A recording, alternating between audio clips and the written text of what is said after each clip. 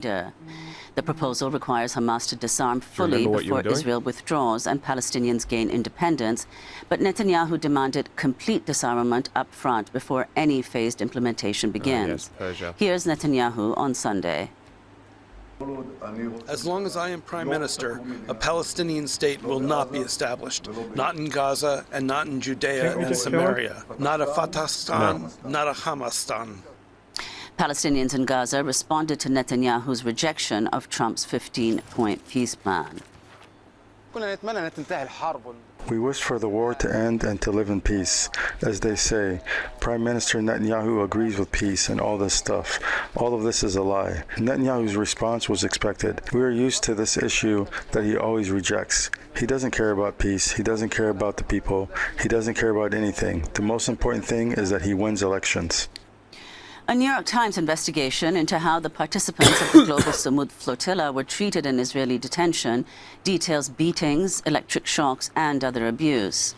6 activists produced medical records documenting serious harm: fractured ribs, broken vertebrae, a shattered tailbone, a gunshot wound, and a collapsed lung. Damn. 4 said Israeli forces shot them with rubber bullets or beanbag rounds while they were detained on a ship. 3 reported being shocked with tasers while beaten inside shipping containers. Back in May, Israel apprehended more than 400 activists on the global Samud flotilla at gunpoint on the Mediterranean as they attempted to break the Israeli blockade on Gaza. Iran says it's close to a final pact with Oman to define new shipping lanes through the Strait of Hormuz. But Tehran insists the U.S. must act first by paying compensation, lifting sanctions, and halting military threats. According to the Iranian Foreign Minister Abbas Araghchi, the U.S. and Iran are not engaged in direct talks and will not restart them as long as Washington continues to breach the interim deal. This is Iran's President Masoud Pezeshkian. Instead of sitting down to resolve them then, we need to see how to resolve them now. If a solution is possible, which is currently being worked on in the Oman negotiations, God willing, we will reach a point where we can get out of this state of neither war nor peace. Yemen's Iran-backed Houthis attacked a Saudi Aramco refinery on Sunday, 2 days after Saudi Arabia forged a defense pact with Turkey and Pakistan. The alliance pledges mutual defense, which means an armed attack on any one member counts as an attack on all. But after Sunday's attack, it was not immediately clear whether Turkey or Pakistan would respond. The Houthis also attacked the Yemeni Red Sea port city of Mocha, close to the strategic Bab el-Mandeb Strait, killing at least 7 people. Last month, Houthi leaders declared a naval blockade against Saudi Arabia, claiming a Saudi siege on the militia group.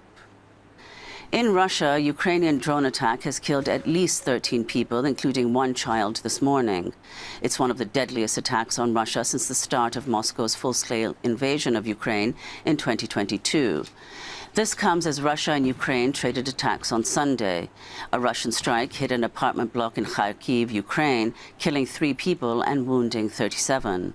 Meanwhile, in Belgorod, Russia, a Ukrainian drone attack killed 5 people and wounded 25. Here in the U.S., President Trump's former personal lawyer, Todd Blanche, was confirmed as Attorney General Saturday morning by a narrow 50-49 vote in the Senate. Republican Senator Bill Cassidy of Louisiana cast the deciding vote to confirm Blanche. Republican Senators Susan Collins and Lisa Murkowski voted against Blanche's nomination. Some Republican senators had questioned Blanche's mismanagement of the release of the Epstein files and his role in creating President Trump's $1.8 billion so-called anti-weaponization fund. Blanche eventually walked back the fund after 2 Republican senators threatened to withhold their votes. A federal appeals court ruled Friday that Trump cannot build a ballroom to replace the White House East Wing without congressional approval. The court confirmed the lower court's ruling that the president has no legal authority to tear down and rebuild White House sections without Congress's approval. President Trump vowed to appeal the ruling, writing on Truth Social, quote, "It is all tied together as one big, expensive, and very complex unit, which is vital for national security and military operations of the United States of America. This unjust decision must be overturned by the Supreme Court in its entirety," Trump wrote. In Colombia, right-wing President Abelardo de la Espriella was sworn in Friday. King Felipe VI of Spain, U.S. Attorney General Todd Blanche, FIFA President Gianni Infantino, and right-wing Latin American presidents, including Argentina's Javier Milei, Ecuador's Daniel Noboa, and Chile's José Antonio Cast, were in attendance. This is Abelardo de la Espriella speaking from the city of Cali, where he vowed to crack down on armed groups and abandon peace efforts. There will not be a single place in our territory where criminals can feel safe. I make my own words of Winston Churchill: victory at all costs, victory in spite of terror, victory however long and hard the road may be, because without victory, there is no survival. Temporary protected status, TPS, for thousands of immigrants from South Sudan and Burma is set to end after two federal judges sided with the Trump administration's efforts to terminate the relief. The move will impact over 200 South Sudanese nationals and an estimated 4,000 immigrants from Burma who will now face deportation. This comes after a U.S. Supreme Court ruling ended TPS for immigrants from Haiti and Syria. In related news, the Trump administration has detained dozens of parents and spouses of active duty U.S. military personnel in its immigration crackdown. That's according to an investigation by the Associated Press, which found more than 50 parents and spouses of U.S. service members have been arrested since Trump returned to office. At least 6 have been deported. This comes as the nation's two largest private prison companies, Core Civic and Geo Group, reported a combined $1.4 billion in quarterly revenue between April and June, as immigrant detention skyrockets under Trump's second term. A record 51,000 immigrants were arrested in July alone. In Texas, rallies continue this weekend to mark 1 month since the July 7th ICE killing of 52-year-old Mexican father Lorenzo Salgado Araujo in Houston. The agents involved have not been identified as his family, and supporters demand for justice. In South Africa, more than 178,000 African immigrants have been forced to flee and return home in recent months amid growing violence and harassment. That includes an estimated 115,000 people who've returned to Zimbabwe since May. Advocacy groups report thousands of children have been removed from schools and HIV patients pulled from life-saving treatment in South Africa. Wildfires continue to burn across the western U.S. and Canada as firefighting crews struggle to contain the devastating blazes. Some 20,000 people in British Columbia were ordered to evacuate on Saturday as the massive Bold Range wildfire nearly doubled in size overnight near the regions of Summerland and Peachland. British Columbia's premier said the fire was, quote, like a bomb going off. There are more than 100 active fires in the region, setting off a state of emergency. Scientists warn worsening heat waves and drought due to climate change has led to more frequent and intense fires worldwide. And in Japan, bells rang in Nagasaki Sunday as the city commemorated 81 years since the U.S. dropped the atomic bomb. The attack on August 9th, 1945, killed 74,000 people, just 3 days after the U.S. dropped the first nuclear weapon ever used in war on the city of Hiroshima, killing 140,000 people. This is the mayor of Nagasaki. The atomic bombings of Hiroshima and Nagasaki forced us to confront the reality that humanity had crossed, even in the line of using nuclear weapons against human beings. Motherfucker! A blizzard just spawned and wiped out my entire army. The theory of nuclear deterrence is extremely risky. Nuclear weapons are not a necessary evil, but an absolute evil. And humanity and nuclear weapons can never coexist. The anniversary came as the government of Japan's ultra-conservative Prime Minister Sanae Takeichi has shifted defense policies to bolster militarization. Takeichi has been widely ambiguous about her long-term commitment to maintain Japan's 3 non-nuclear principles endorsed over 50 years ago. And those are some of the headlines. This is Democracy Now!, democracynow.org, the War and Peace Report. Thanks for watching Democracy Now! On YouTube. Subscribe to the channel and turn on notifications to make sure you never miss a video. I only subscribe when Amy's hosting. And for more of our audience-supported journalism, go to Democracy Now!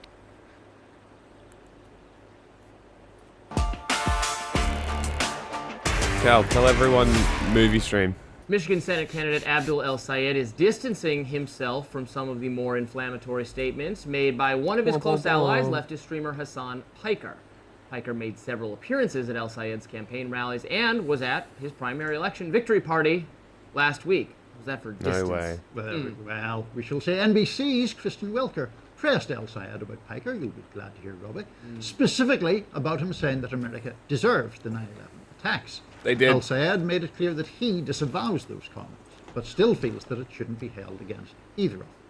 Of course it was a dumb statement, and of course, I think Hasan himself would say that was a dumb statement. He disavowed it. So yes, America didn't deserve 9/11. I don't think he would. But to sit here and play gotcha politics for political with reasons, sure. A dumb thing somebody said out of context that they disavowed themselves to say, oh well, what does that mean about what you think? I want to be held accountable for what I say and what I do. Rather than this idea that we're so stuck in cancel culture that all of us agreed was a bad idea back in 2020, but we seem to want to bring back.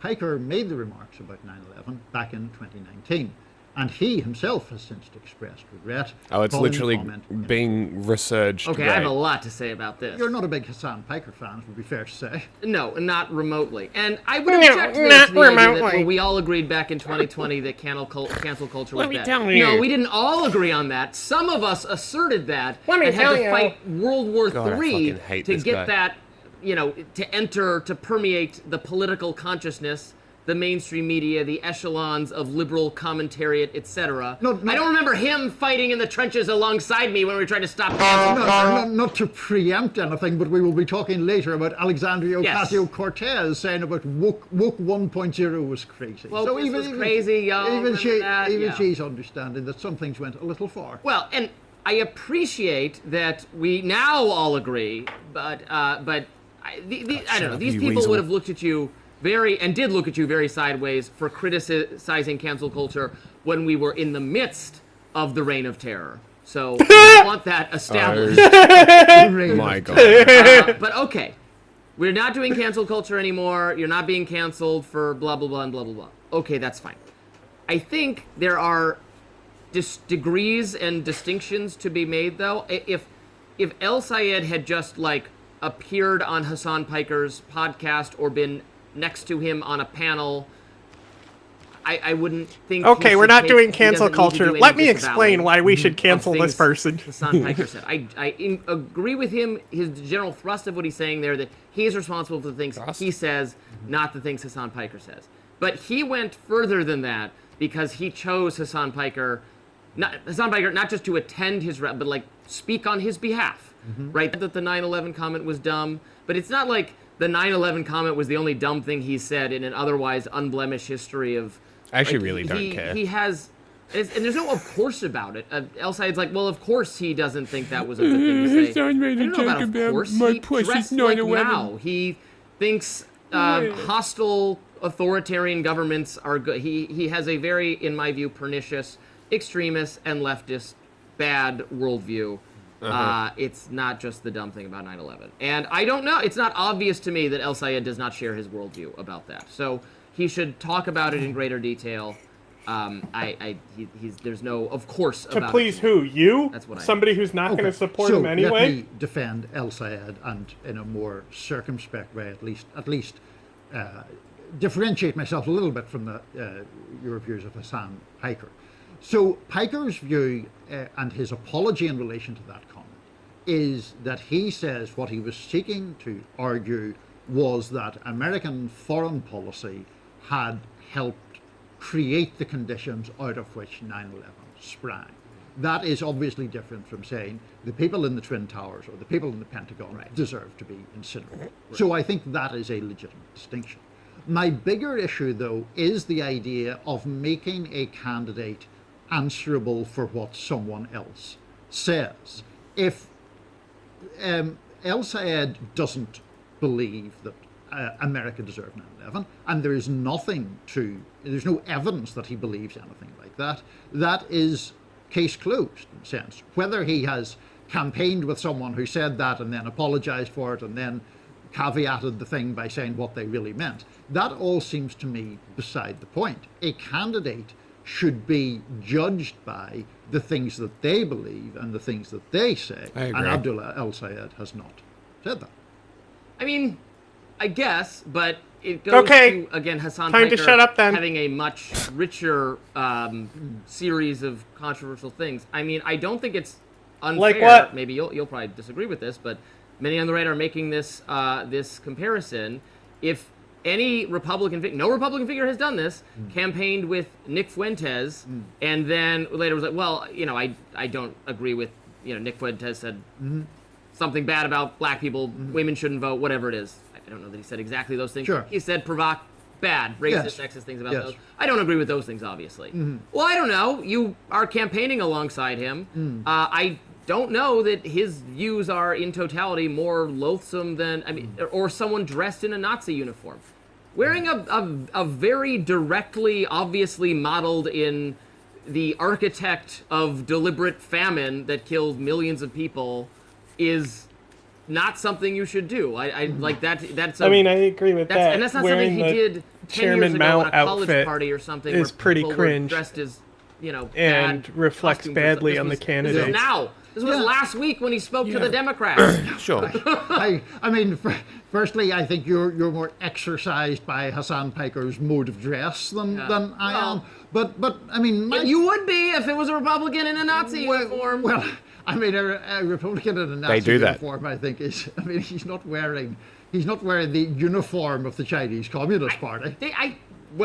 Okay, I think that's what he was trying to evoke. I mean, he's gone there for a propaganda tour with those people. But trying to mainstream their ideas. But we are not electing or seeking to elect Hasan Piker. Yeah. We are the Communism person maxing. up for election is Abdul El-Sayed. Hasan could never. We're not trying to like Nick Does Fuentes Hasan either, but there's concerns have a genuine about his level of now read influence. book? No, I take I that, wouldn't think that so. point. And look, so the issue was, I mean, Trump, of course, famously had lunch with Nick Fuentes. Now, wow, he had lunch with Kanye Does he West. have a brought book Nick Fuentes. Right. with he a didn't know cute who little I picture give him of a Matt? pass Chippy for has a that. book? I didn't know who he was. So in that case, I think there are Look at him. various caveats Adorable. put around that. And so I always think the most incriminating stuff about Trump is what Trump has said about various things. Similarly with El-Sayed, I think there is an attempt to conflate Hasan Piker's views with his. Yes, obviously campaigning with Hasan Piker gives an opening for that. But to my mind, El-Sayed has put the thing to rest. But of course, there's going to be a very concerted effort to try to by prevent him annoying from little doing that and dweebs trying like to you, take the Ronnie, whatever spotlight your name off is. Things like affordability, things like Medicare for all, things like, you know, the slogan about money out of politics and money in your pocket. That's the appeal of El-Sayed, and people are going to try to distract from that by linking him to Piker. Well, he also spoke with Obama, or where is it? Oh yes. They scrolled past it because we're running out of time. But he had a phone call with Obama. He had a phone call with Obama. Yeah. Yes. Oh no. Right. And they're going to, it's a unified front, because it's very important for Democrats to take the Senate back, and that is made a lot more difficult if El-Sayed loses what had been a democratically held seat. Senator Gary Peters, of course, is vacating that seat. Yes. So there we go. Meanwhile, Trump friend and ally Jeanine Pirro is drawing the ire of the commander-in-chief, as we know, for her handling of the alleged vandalism at the Lincoln Memorial reflecting pole. Could her job still be in danger? Stay with us. We'll be back with that. Because they didn't get a conviction. He's mad because they didn't get a conviction for accusing people of vandalism. So, my theory as to why this exists, why conservatives can literally shake hands with fascists and be fine, is because they've never been apologetic for it. And the left is too easy to apologize. I think a real tactic shift needs to occur where people stop apologizing for positions they have no apologies for. Positions that realistically don't need to be defended.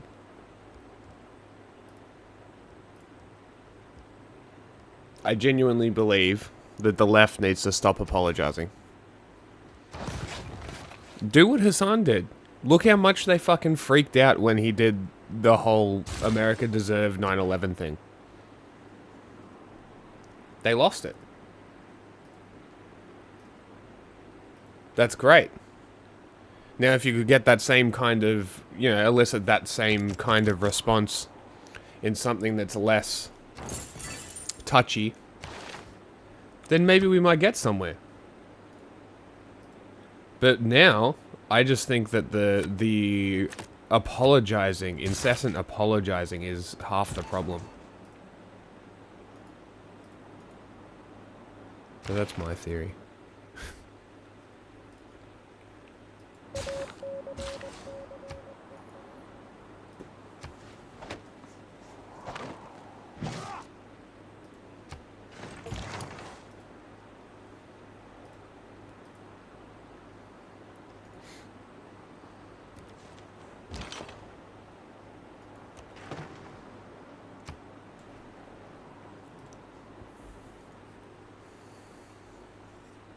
Hasan Piker is? A blowhard.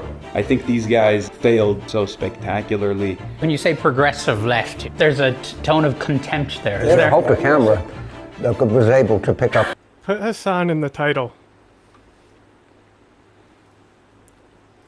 I didn't do the titles. Hasan Piker bringing socialism to America.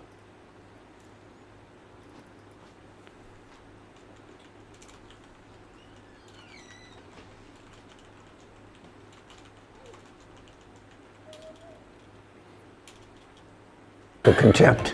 There are a lot of people who are just like, this is not working. Democrats haven't done anything about it. They never win. Have they been given a chance? You know who's going to decide the future of the Democratic Party?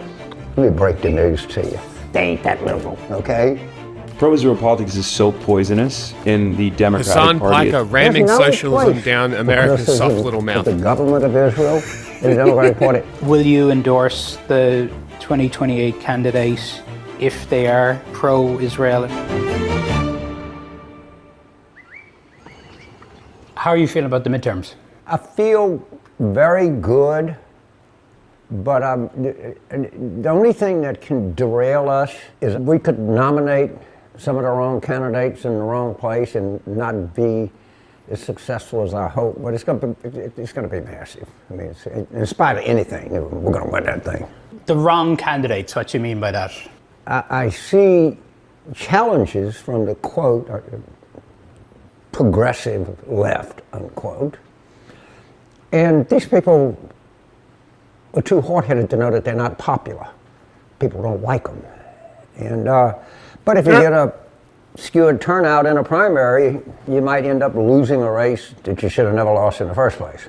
When you say progressive left, there's a tone of contempt there. Yeah, so you were very wise. Hope the camera was able to pick up the contempt.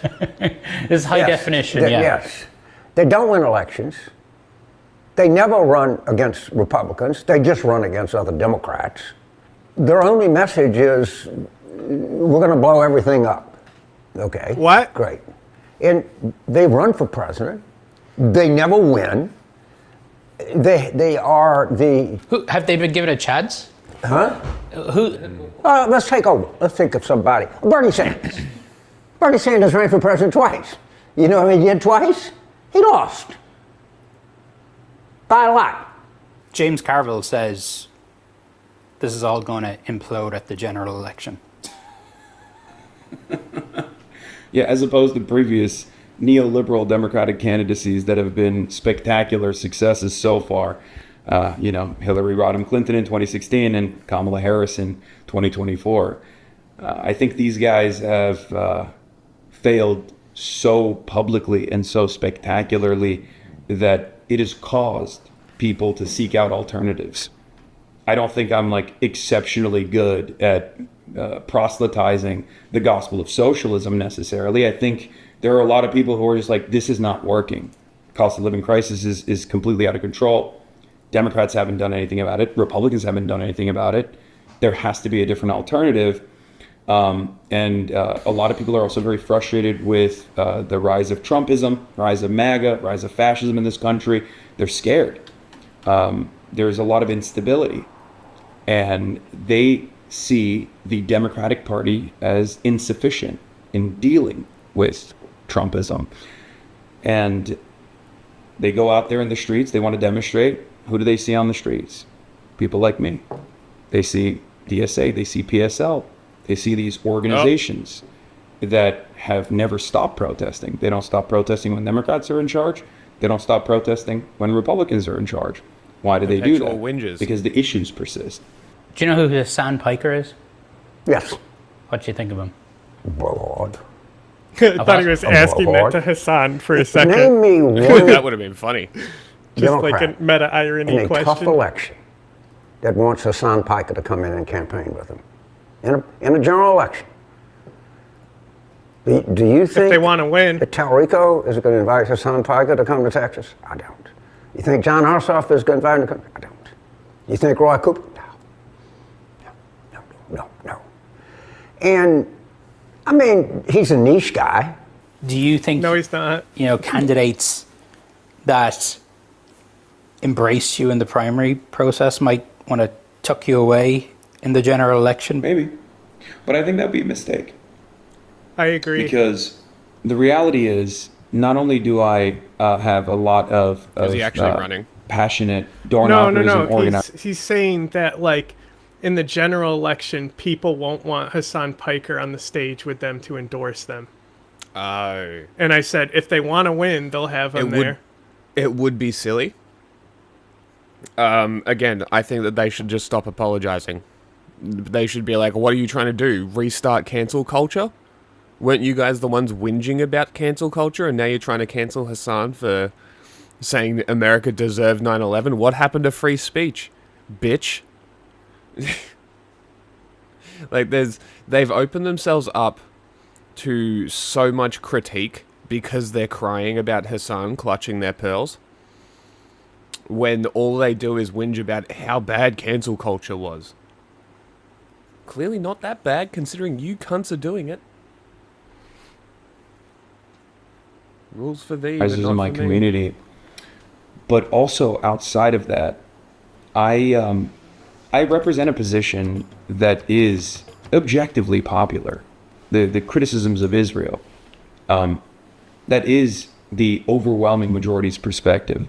I was late because I needed to sleep. Simply leaning in to attack ads and saying, oh, you're right, that this person is bad. Actually, this person was wrong. It was wrong of me to identify or align with him. Abdul could have done that in the primary as well.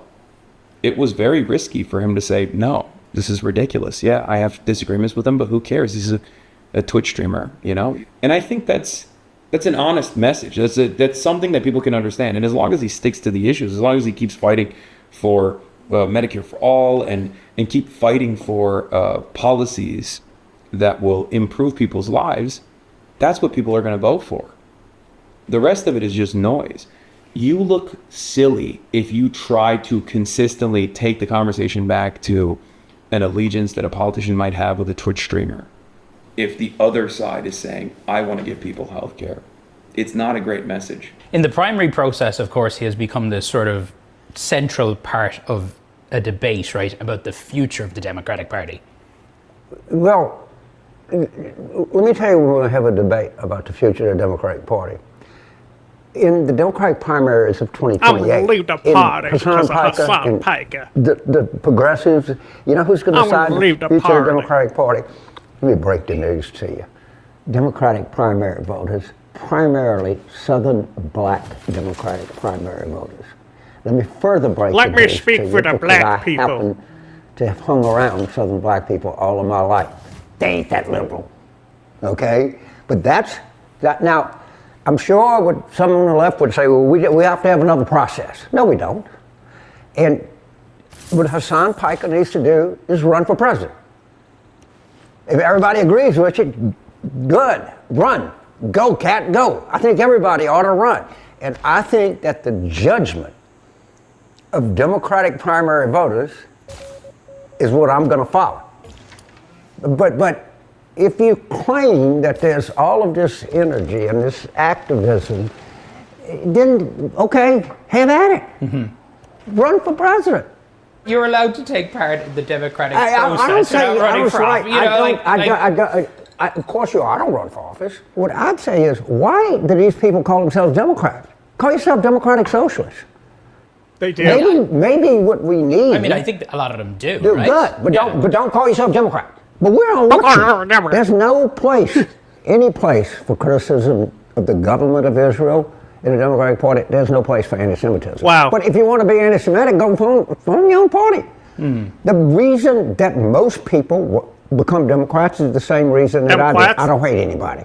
I have a big issue with the government of Israel. Yeah. I worked in Israel. Was part of the closest set in history that ever come to having a deal. And I am a full supporter of the right of a Jewish state on the Eastern Mediterranean. I think the only way to have that is you have to have a corresponding Palestinian state fully recognized. Interesting. You have to have security zones. You have to have massive aid to the Palestinian state. And we got to have peace and not war. Now, I can't stand Netanyahu. And the big change that I've seen in Israel is they used to actually try to get people to like him. They don't do that anymore. And I detest the everyone hates him now. Yeah, they've done their dash, they realize. And I would love to see policy changes in the government of Israel. But I am a firm believer in the state of Israel. Mm-hmm. Two different things. Sure. Never to be confused. I was with you at the DNC in 2024, where you said you didn't endorse Harris. Will you endorse the 2028 candidate if they are pro-Israel in a way that you don't like? I mean, if you ultimately are about defeating fascism in this country as you describe it, MAGA, whatever, surely shouldn't you get on board with whoever the main candidate is? Luckily, I don't think I'm going to have to make that calculation at all. Because, again, pro-Israel politics is so poisonous, in the Democratic Party especially, that there is, and I'm telling you right now as a promise, and you'll see, 0% chance that whoever the elected Democrat is that wins the primary will be pro-Israel in any way, shape, or form. Black friends and arguments. I will do everything in my power to make sure that that doesn't happen regardless. I know but I don't a think lot I'll of have black to push people, too much. and they ain't progressive. Rahm Emanuel is a great example Yeah, of this. well, Rahm if they're Emanuel friends himself with is you. very critical of Israel now. Very, very critical of Israel. And it's clear that he has ambitions of higher office, and he sees which way the winds are blowing. It's not going to happen. So that's not even a problem. Who's blowing?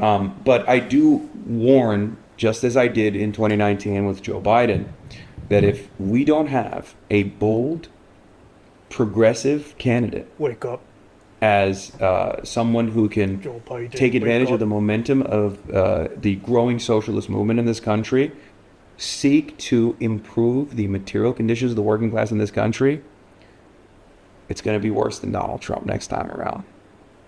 Just as Donald Trump 2 was far worse than Donald Trump 1.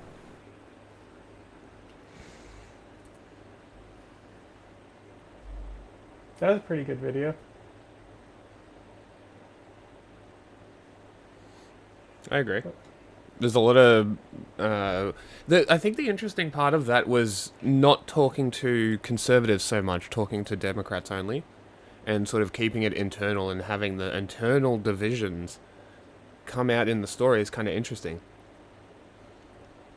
That guy is also like he's the guy, he does like polling and stuff specifically, that interviewer. He's very good. Speaking about weird interviewers, this lady, like, remember when she like initially did her like debut on Fox News and like her grift was immediately exposed?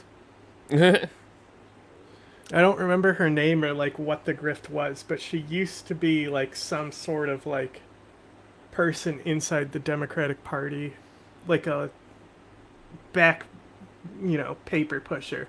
fundraiser and author of Unburdened, Lindy Lee. Lindy, welcome to the show.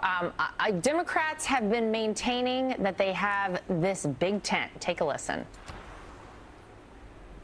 My view is that we are a big tent party, meaning we should make room for people with lots of different voices. We are a big tent party, and being a big tent party is a strength, not a weakness. You know, you can pick whatever you want to pick. But I think we need a big tent. All right, so after what we just saw in Michigan, you see these centrist Democrats who are now openly targeting DSA primary candidates, calling their ideas dangerous and their politics toxic. You even have James Carville, Lindy, saying he's going to leave liberals the party facilitating if fascism. I'm going to leave the party because of Hasan Piker. What'd you say? I said this is just Democrats doing what Democrats do, doing what liberals do, facilitating fascism. They are. So is that tent getting harder to hold together for the Democrats? Absolutely, Lauren. Thank you for having me. I'm one of the reasons why they're not. Well, I was one of the people who exposed the multi-million-dollar payments that they made to celebrities, and also their extreme leftist lurch to the left. This is why donors like me left the party in droves, and this is why they are so I don't believe you were broke. ever a They literally Democrat. had to put up their own No, she headquarters used to be a up as fundraiser collateral. for them. They can't even get a text back from donors. So I don't want to hear anything about a big tent. You should not be normalizing socialism like this. Socialism has been shown to have failed. Hey, do we still have the everywhere it's been socialism tried. soundbite? And these people, you look at the clips, they somewhere. look like they're being held hostage. Chuck Schumer knows that if he doesn't say what he just did, AOC is going to primary him. So he's trying to race her to the bottom. It's just ridiculous, and Americans already rejected it in 2024. Yeah, I think big tent is maybe we should translate that for the Democrats. Maybe it means they know their party is in trouble. I want to talk about what you just brought up, because the DNC right now is more than $2 million in debt. And as you said, that is after they leveraged their headquarters as collateral for a $15 million loan last year. Some donors have actually joked that DNC stands for Do Not Contribute, Lindy. You compare that, by the way, to the RNC. They've got a war chest of nearly $130 million. What do you make of this disparity in the cash, and how important is that going to be not only for these midterms, but as we head to 2028? It's pretty easy to motivate fascists to give you money. Well, that's completely correct. As a former member of There's the a reason National why Flags grifters Committee, go to the I know right. that these people view donating to a political Like party this as a lady. business proposition. Yeah. They are not going to be throwing good money after bad. After Kamala Harris burnt $2.5 billion in just 7 weeks, $1.5 billion through her campaign, of which I raised That is tens impressive. of millions. And there's another $1 billion for the Future Forward PAC. There's been no accountability. The autopsy that they sent out was basically a sham, and they couldn't even stand behind it. They didn't even mention the fact that Kamala Harris is a terrible candidate. And also they lied about Biden's melting brain for the past, 6 years. And I want to give a lot of credit to you. I remember distinctly when Jake Tapper went after you for simply telling the truth. He lambasted you on national TV. To this day, he hasn't really, justified him. He's now monetizing his lies through a book. Welcome to the Democratic Party. There's no accountability and no sense of patriotism and rejecting what is obviously wrong, which is socialism. Yeah, and the money does matter, as as we all know, in elections and in campaigns. It really does matter. The Democrats are certainly hurting. They are also hurting, though, if you look at recent polling. With male voters, they are struggling. If you look at where men were leading up to 2024, where they are now, is this a messaging problem, a policy problem, or is this something bigger with the Democrat Party that you have men saying, we're not so sure? Well, this is a party that basically condoned men with fake breasts on the sacred South Lawn of the White House. The same administration that had a transgender flag draped around the sacrosanct pillars of the People's House. How can any patriotic man support that? It's absolutely unconscionable. It's the same group of people who say that biological men can play in women's sports, that it's okay to hijack the athletic futures of women and girls. It's okay for these men to be in women's bathrooms. I don't think so. Wow, And so it's so people like easy. me who have common sense, who love our country, who recognize that America remains the best country on the face of the planet, they cannot abide by this party any longer. It is simply untenable. just And that is why donors are leaving in droves. not That is why the needing to American learn people new are still, they hate the Democratic criticism Party. They might and rhetoric. like some candidates, but they reject Ken Martin and his band of incompetent hacks.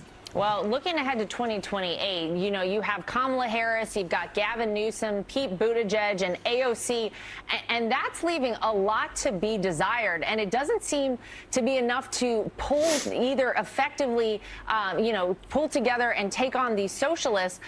It seems like maybe they're going to have to champion this radical agenda. So with this field of Democrats out there, do they really stand a chance in upcoming elections, Lindy? They absolutely don't, and I look forward to congratulating, I don't know, President Rubio, President Vance, or whoever it is on our side. Cringe. These people are clowns. I know all of them. Kamala Harris is living in fantasy land. To think that big donors would bet on her again. She's crazy. She should go enjoy her, I don't know, what is it, an $8 million mansion on Malibu, despite the fact that she belongs to the party of climate change. She's literally living on the ocean. She should just go away. Not an because argument. American people do not want her agenda. They don't want the cackle hyena laugh either. And Pete Buttigieg, by the way, he got Seems like you're really delving into misogyny 0% here. support from black voters. Black voters are the bedrock They of the wouldn't do Democratic that, Party. though. You really think he's Look going to at her, advance? she's even got the And cross on, AOC, the tiny, basically a modest communist? cross. Yeah, I don't think so. They don't really have anyone. And Gavin Newsom is under DOJ investigation. And how dare he blame President Trump?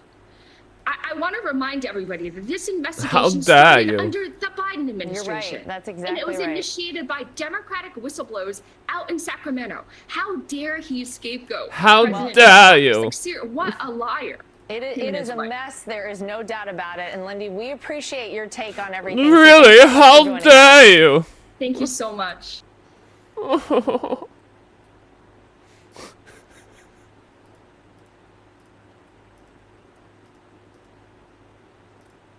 Welcome, everybody, to Crystal Kyle and Friends. I am in a very good mood myself, and ecstatic, I might say, and I'm very happy to welcome to the show, friend of the show, returning champion, Nathan J. Robinson of Current Affairs Magazine. Thanks for joining me, dude. I appreciate it. Hey, Kyle. Good to be with you, especially this week. I was going to say, couldn't have picked a better week. We are riding high. We are feeling good. The vibes are just phenomenal and through the roof. I don't know if you saw, me and Crystal posted a video on my channel yesterday where we went to our local wine store and picked the most expensive champagne on behalf of Abdul. We spent $95 for a bottle of Moet.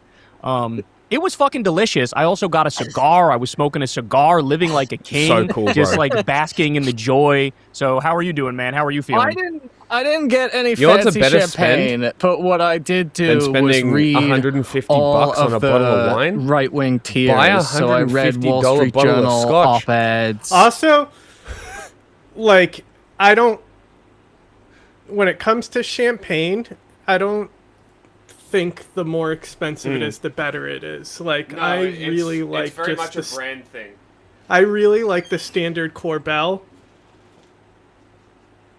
which I don't know if it's technically champagne because it's made in Sonoma, as far as I know. Then it's not champagne. But you know, it's bubbly wine. Let me check.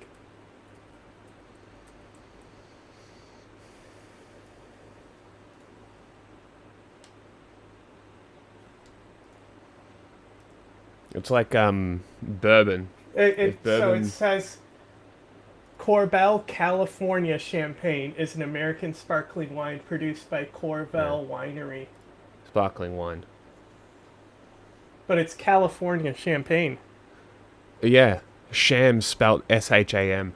Corbel legally uses the term California Champagne under historical labeling grandfather clause because Interesting. they've used the method composine process since the 19th century. Interesting. That's very interesting. That might be one of the only exceptions. But it's $15 for a 750 milliliter bottle. And Sounds I like a still better deal. think it's one of the best champagnes. I also don't really like the dry taste of the champagne. I like champagne a lot. I like it a lot I more than wine. don't. I'm much more of a whiskey drinker. If I do drink. But I don't drink that much anymore. Like, if I'm doing just straight hard alcohol, just like any citrus vodka, I can just down. Yeah. But like, I think if I'm doing liquor, I'm gonna do a mixed drink, and it's gonna either be an old fashioned or like a Long Island iced tea. That's a good option. Because I got this. This is what I've got at the moment. Like, I'm mostly buy bourbons, mostly buy whiskeys. But like, I'll just drink a bottle. I used to show up to parties with just a bottle of champagne for myself. That's hilarious. Because it's $15 for a full bottle. The other one that I finished a while back is this one. I am a big fan of Tennessee whiskeys, but the problem is that Jack Daniel's is the only one that you can really buy. Even though there's a huge array of Tennessee whiskeys, Jack Daniel's remains the monopoly. And I found this one years ago called Collier and McKeel. Same price as Jack Daniel's, about 10 times better. And then I never found it again. Very, very sad. But I really like Tennessee whiskeys. I think they're neat. I think they're nice. They're tasty. But they're also... they're basically just bourbons with more sugar. It's just super sweet bourbon. If I don't like getting sticky, so if your shit gets me sticky, I don't want it. Which is how a lot of whiskeys are. It is true. You spill drinks on yourself?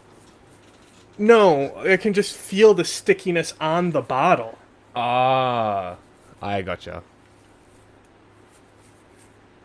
And like I don't know, there's just like a lot of like sticky sugar left behind. No, I see the reason. Yeah, Dickel's okay. That is another one that we can get here. But it's more expensive, so I'm just like, I'd rather just buy Gentleman Jack at like the same price. It's not single barrel, but it's better than the basic bottle. So, yeah, it's just one of those things. I don't really drink all that much anymore. Now whenever I buy a nicer bottle. I guess that's the benefit of not being an alcoholic, is when you do eventually go out and buy a bottle, you can buy the nice shit. Which is cool. When are you taking Palmyra? What? When are you taking Palmyra? Weren't you planning to split it?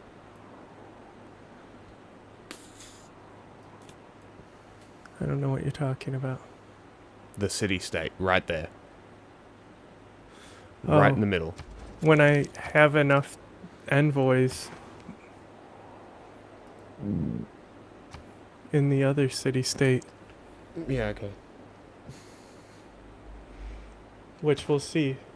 If my spy has a 50% chance to kill his envoys, which will make me the Susan. Wait, you can do that? Yes.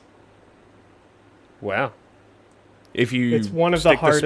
It's one of the hardest things because they won't. If they capture your spy, it will automatically be killed because you can't negotiate their freedom with the city-state. Oh. So there's a 50% chance of it to fail, but I'll put new spies in for those missions. I'm starting to do my spies now. Because the newer ones are replaceable. Yeah. And I've read Fox headlines, and I just basked in their horror at Abdul becoming a United States Senate nominee. Well, speaking of their horror, you actually gave Fox News quite a panic just recently. You went on Will Cain's show. I love the fact that they're now inviting you on. I love the fact that like they feel sort of like obligated to have socialists and lefties on now. I mean, it's been a long time coming. They should have had us on, but now they kind of have to. And I just wanted to show my audience you absolutely busted up Will Cain, and it's glorious. So everybody take a look at that clip. Nathan, good to have you on the program. Thank you. Hello, Will. Good to be with you.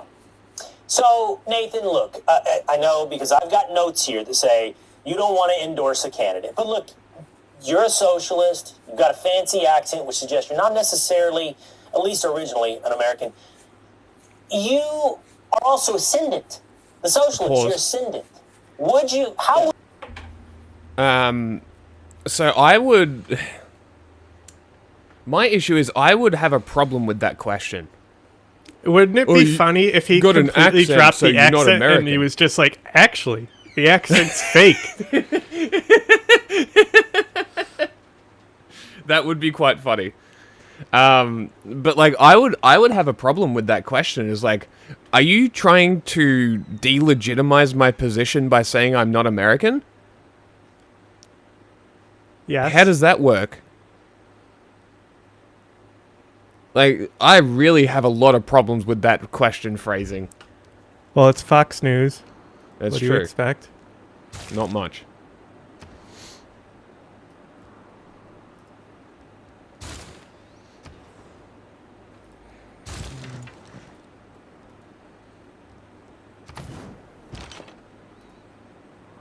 How much oil per turn do I have? 3.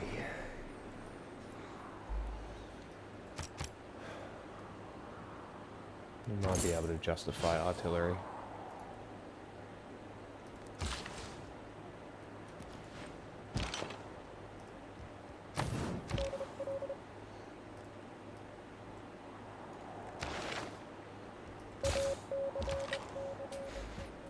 How did you feel about Kamala leading the party in 2028?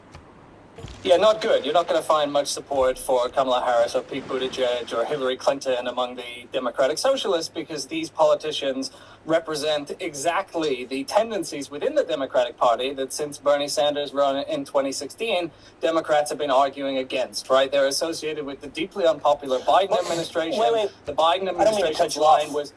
What about they're coming to you, though? They're moving towards you. So like Pete Buttigieg talking about doing away with the Electoral College and packing the Supreme Court. Yeah.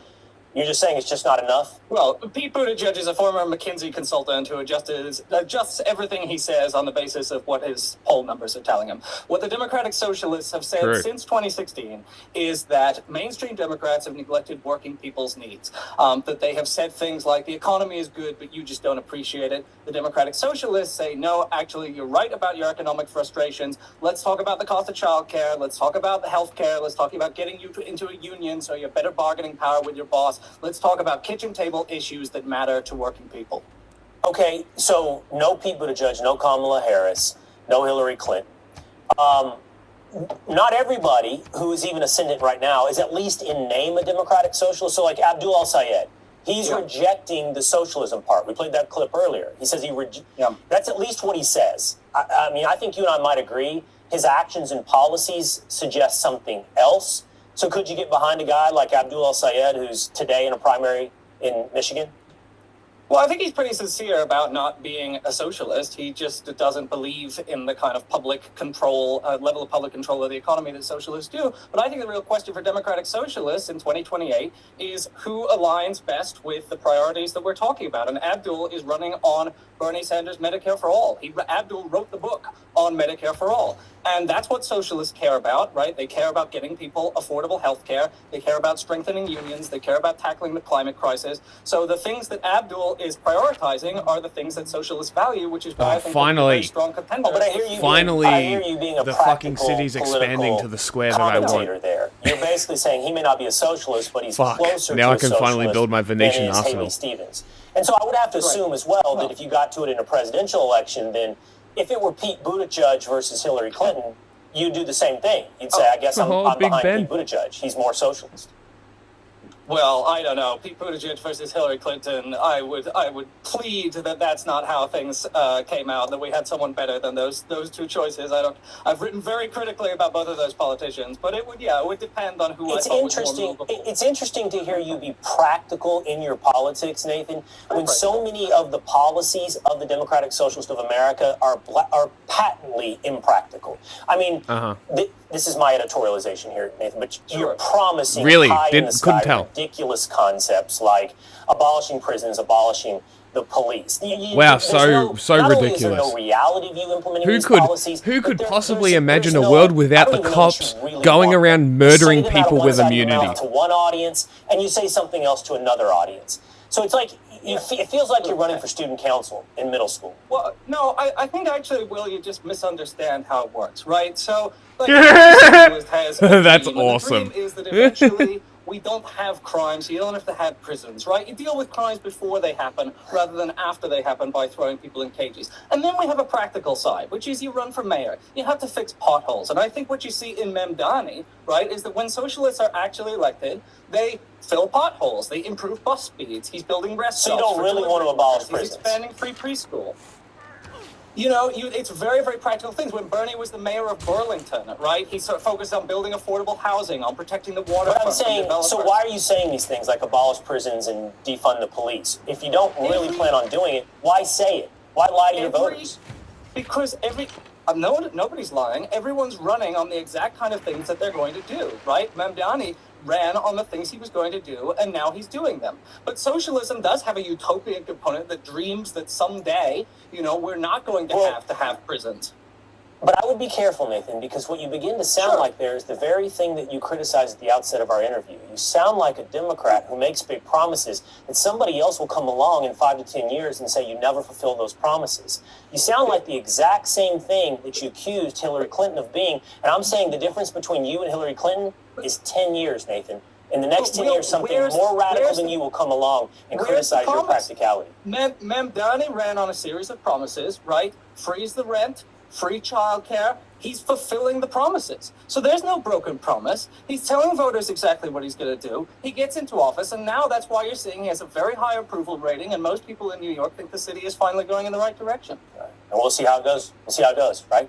Like every other experiment in socialism. We'll see how that public-run grocery store goes. I'm pretty confident. Me too. Me too. Love to have you back along the way. Thank you, Nathan.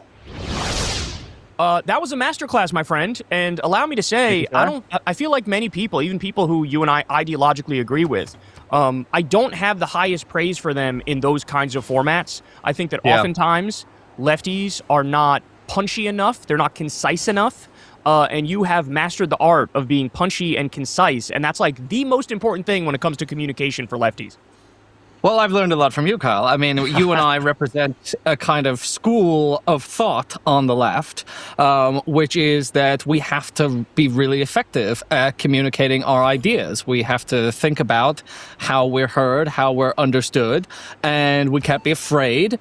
We have to. You've been on Fox yourself. You've gone into the viper's nest, and I think there used to be this kind of belief among people of our ideological stripe that, you know, the game was rigged against you, so you shouldn't go into these places because they're just designed to set you up and humiliate you. You and I have always felt, well, yeah, the game's rigged, but that's just an obstacle. You have to still go out and win it. You go out and you fight on their turf, you know, and you have one hand tied behind your back and you're at a total disadvantage, but you think about, okay, they're going to give me 60 seconds. You can't say much in 60 seconds. But what can you say in 60 seconds to make a socialist sound more reasonable than a Fox viewer would have thought they were? And like I said, that was an absolute masterclass. I love how punchy it was. Every time he hit you with something, you were able to like break it down in simple terms so even his audience could understand. And it actually reminded me, last time I was on Fox was in 2018. They haven't invited me back since. But I was on a show. Well, pretty much. I mean, there was the show. Oh, I'm blanking on the guy's name now. He's a News Nation. Oh, Leland Vittert is his name. He was They're all interchangeable. It's so true. He was a Fox host. Now he's over at News Nation. But he used to have a show where the whole point of the show was like the right and the left come on. Theoretically, they're supposed to be like talk radio hosts. But like they come on, they fight with each other. And I'll show everybody a little clip of that back in 2018. Take a look. Kyle, should moderate Democrats worry about this far left push? No, I think that the far left is actually the way for Democrats to win, believe it or not.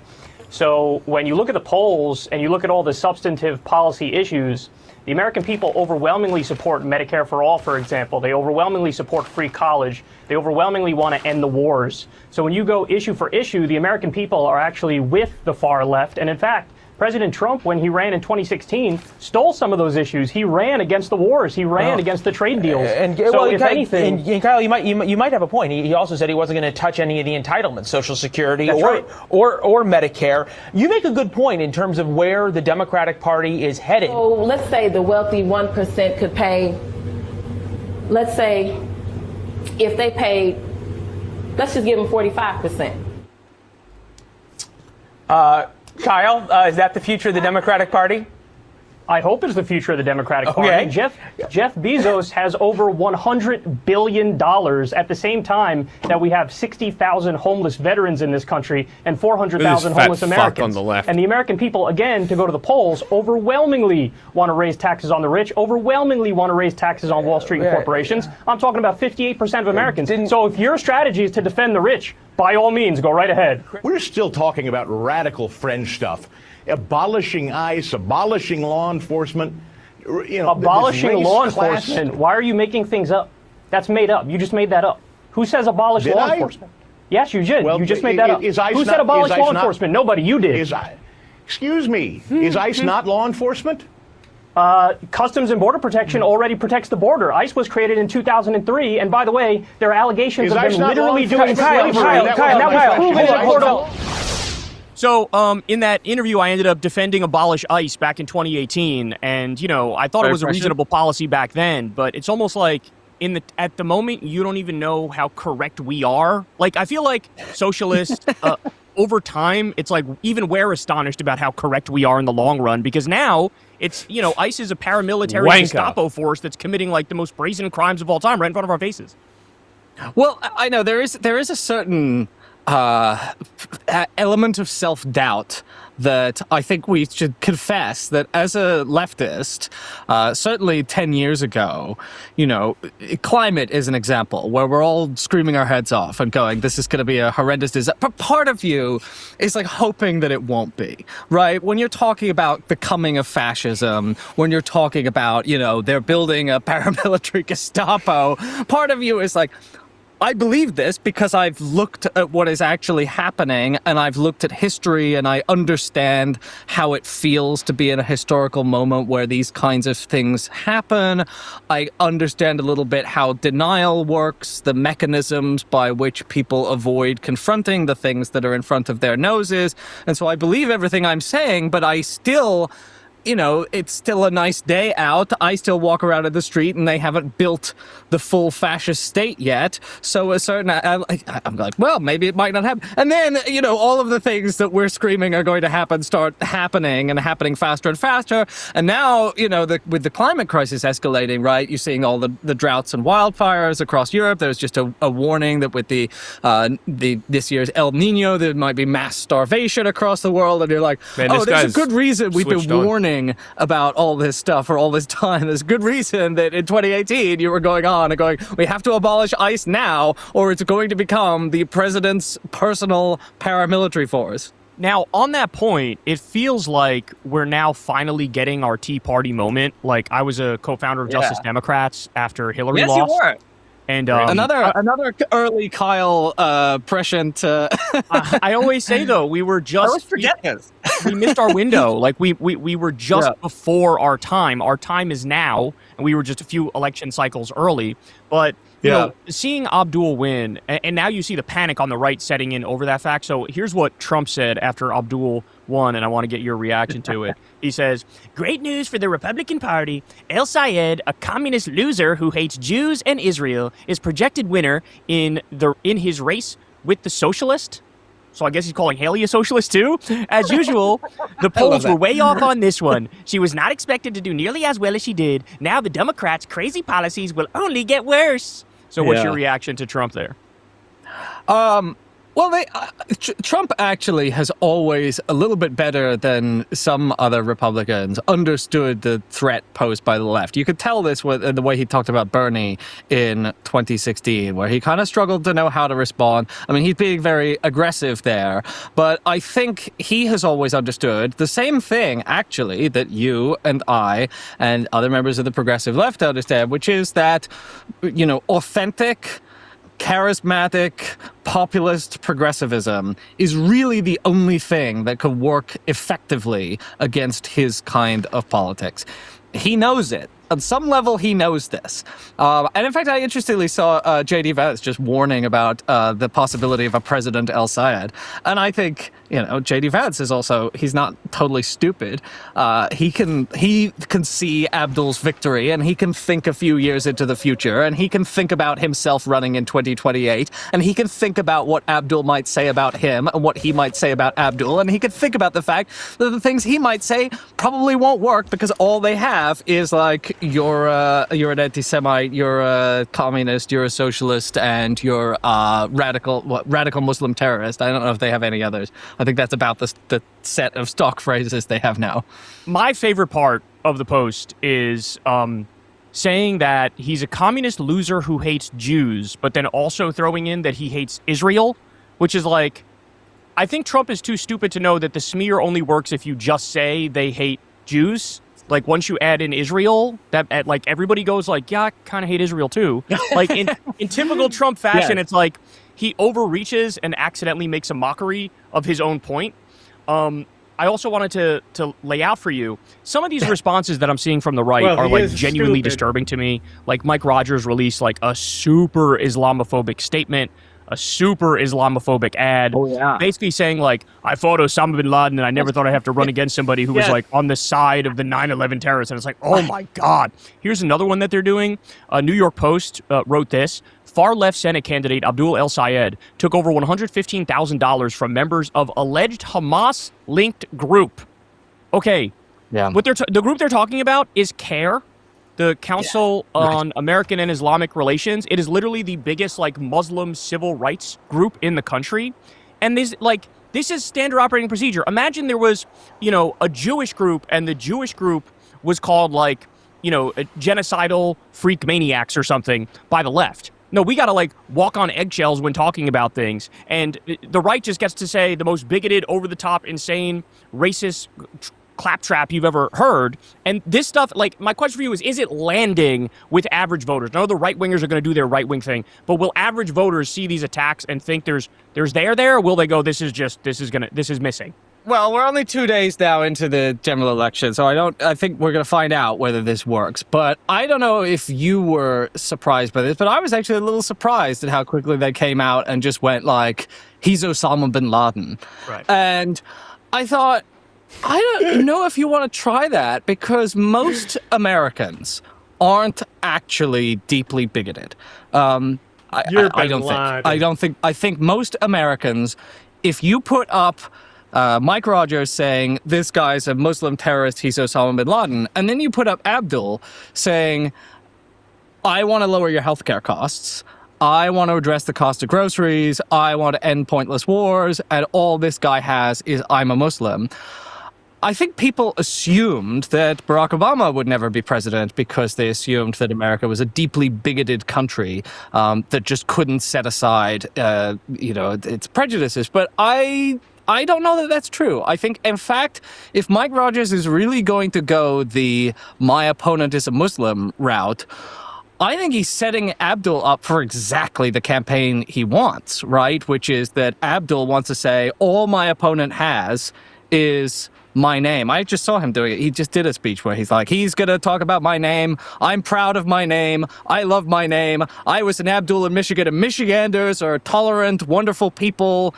They've always embraced me as an Abdul. He can appeal to the better angels of Michigan. And then he said, I want to talk about the issues, and he wants to talk about my name. So I really feel like I think it's a little unwise for Mike Rogers to just shout Muslim and communist, because I think that appeals to like 30% of people, and that the majority are actually going to be really primed for the way that Abdul is going to counter that. We'll see. Yeah.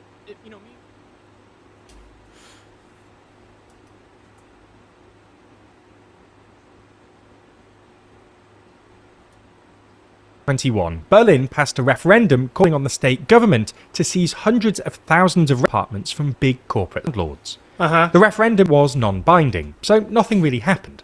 But with state elections due this September and Die Linke, or the Left Party, topping the polls, it's suddenly back on the cards. So in this video, we're going to explain this plan to expropriate big landlords, and why it might actually happen.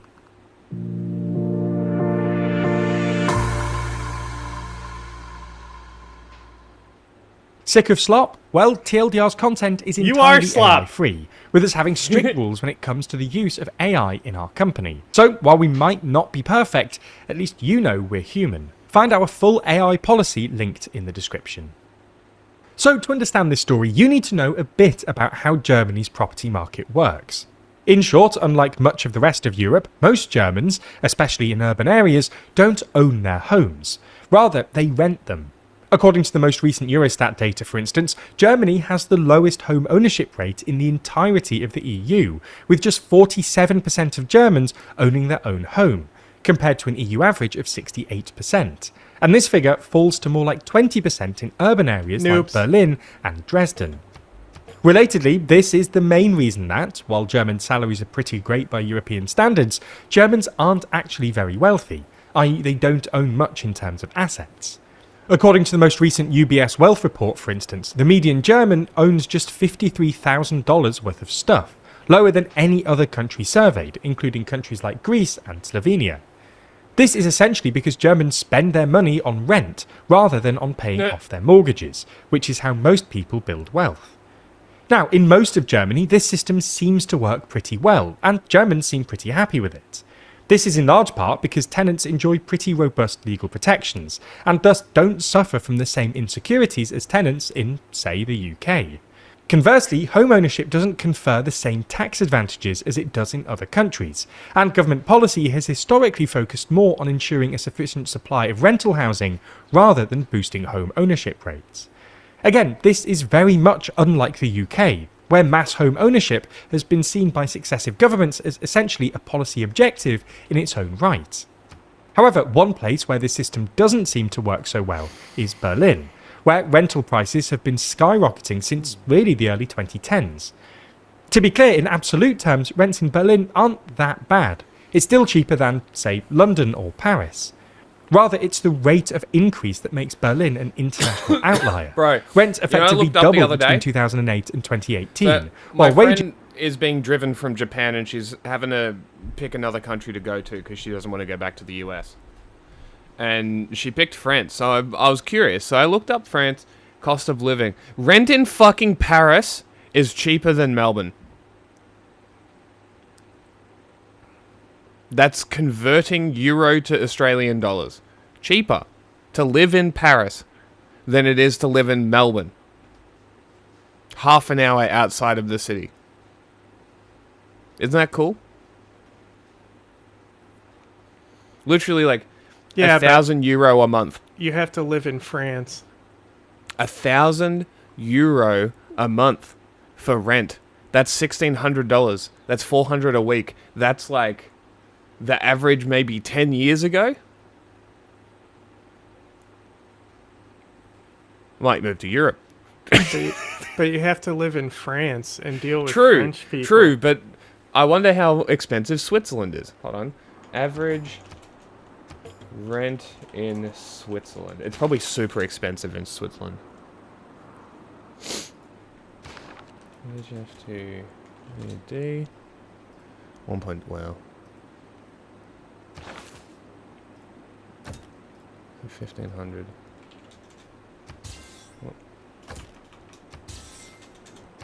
2,600 a month? Still cheaper. What the fuck? Average monthly rent is 1,400 to 1,500 Swiss francs. And that's single bedroom. Single bedroom in the city center. A 3-bedroom city center is 3,000. A 3-bedroom outside of the city center is 2,400 to 2,500 per month. Still significantly cheaper. Hold on.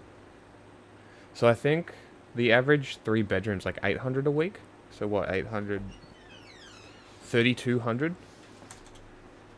It's still cheaper. Still cheaper in Switzerland. That's fucking crazy.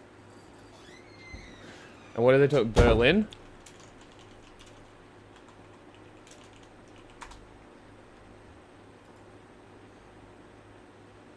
Oh my god. Jesus Christ. Europeans are so soft.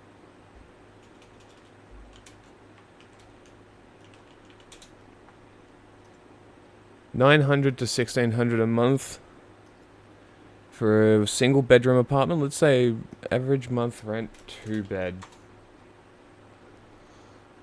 $1,500 to $1,900. Let's go on the top. $1,900, 3,000 Australian dollars a month. Still cheaper. Almost. Maybe around the same.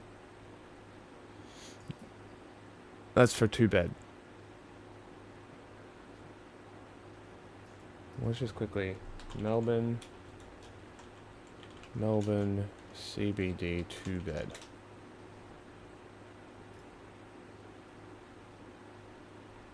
Let's see what we come up with. 800 a week? Let's see. What have we got? 800 a week. Hey, 580. Oh, it's tiny. 780. 1,400 per week. 1,200 per week. 600. Hey, that's not bad. Oh my god, this cat. Give me a second.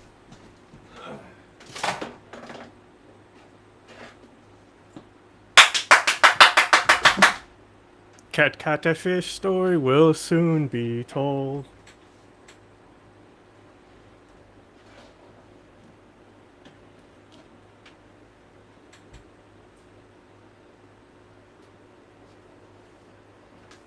Cat a fish. Only rose by about 30% over the same time period.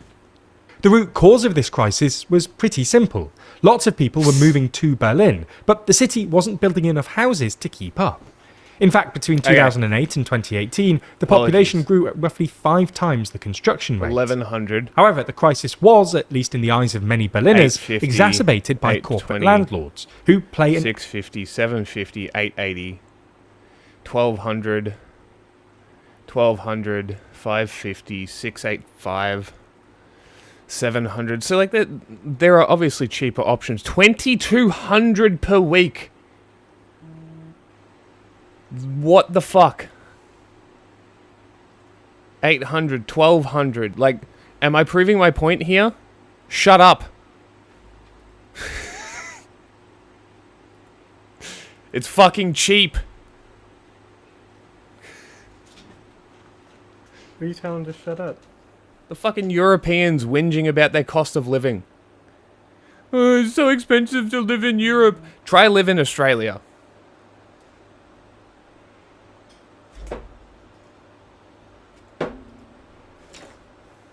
At least Europe actually has anti-monopoly movements. And, like, some kind of competition in Europe that actually allows... that doesn't result in massive conglomerate monopolization like in Australia. But, you know... Density? What do you mean? Like, density, what do you mean? Like, population density? Driving prices up? I mean, they're small European countries. You don't have to live in the... And again, this could be me being Australian, right? But, like, I live an hour or ish outside of Melbourne. It's still so fucking expensive to live an hour outside of Melbourne. Let's see, just for fun... Berlin. Okay.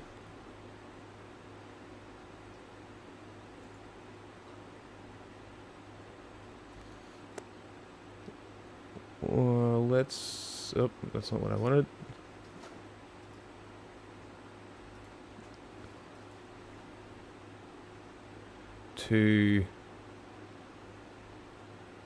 Where's a city somewhat close? Magdeburg, sure. Magdeburg, Germany. Let's see how long it takes to get there. By driving. Okay, so it's about 2 hours out. 2 hours out. Average price of house near Magdeburg, Germany. Monthly. I'm just curious how much it drops. Interesting.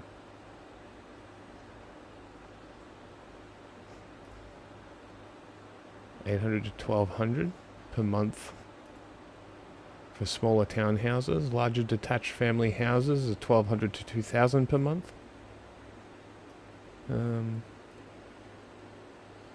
So a bit cheaper, but it's still, you know, I still picked a city.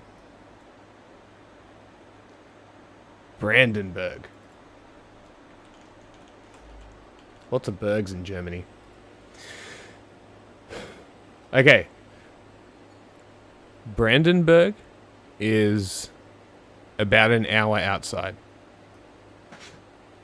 So I was mostly doing this to just get a rough radius for how far out it is.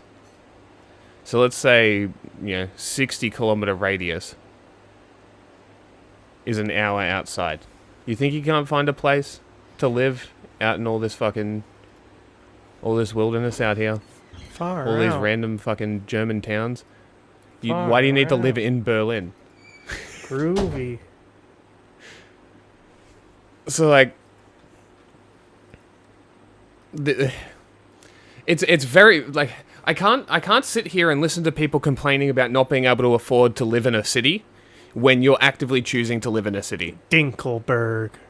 It's a different argument if you're like being gentrified out of the city, but if you're just trying to look to buy and move into the city, I don't have much sympathy for you.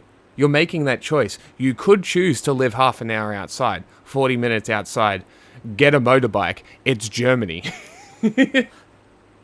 Go buy a BMW. I'm sure they're fucking $3,000. Like, it's not that outside of the and it's fucking Europe. Public transport. Like, you think public transport, like, let's just change this to train. Interesting. It's not nearly as direct to Berlin as I thought it would. That's fascinating. Dinkelberg.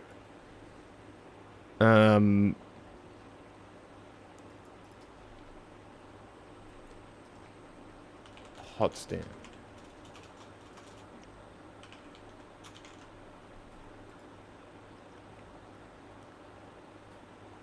This looks like a pretty place to live.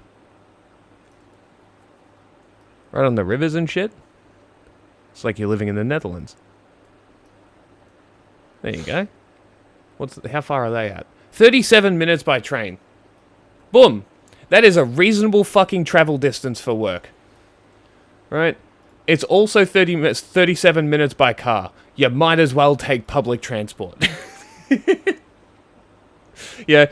Perfectly proving my point that you don't necessarily have to live inside a city center and you don't have to pay the rents.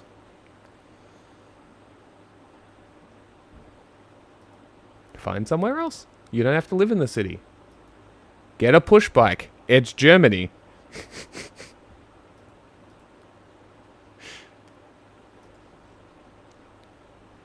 Dinkelberg. Paris having density would keep it affordable. Maybe.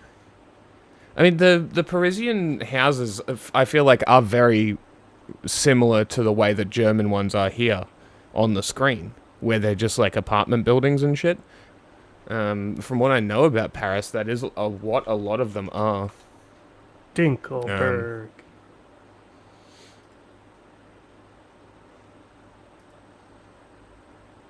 I'm not convinced living in Paris would be a good place to live. Seems very much like a tourist city.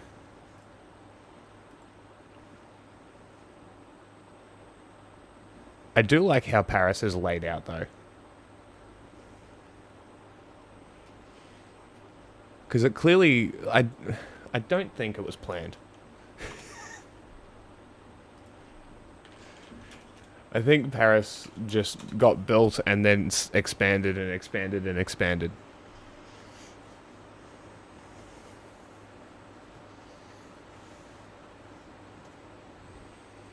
Weird.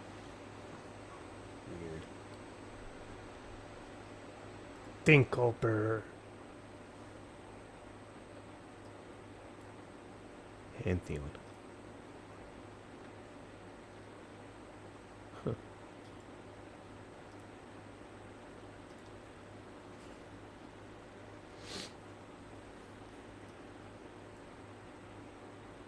Oh, they're all on, like... Man, there's a lot of these, like... big, monumental things that they have all the roads directed to and around. It's very interesting. It's like they just built stars and then built out from the stars and boom, you've got a city. It is very dense. How much of the population of France lives in Paris?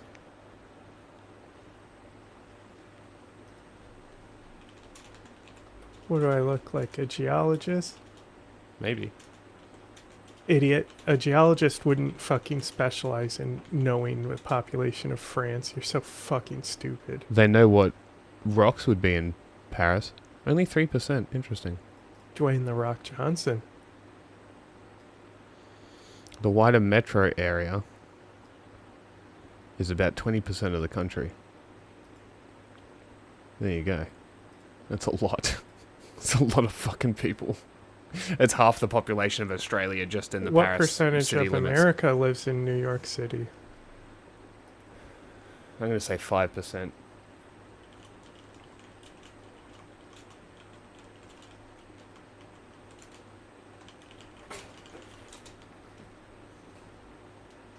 %. I was pretty fucking close. Interesting. Anyway, Germans complaining too much. Complain less.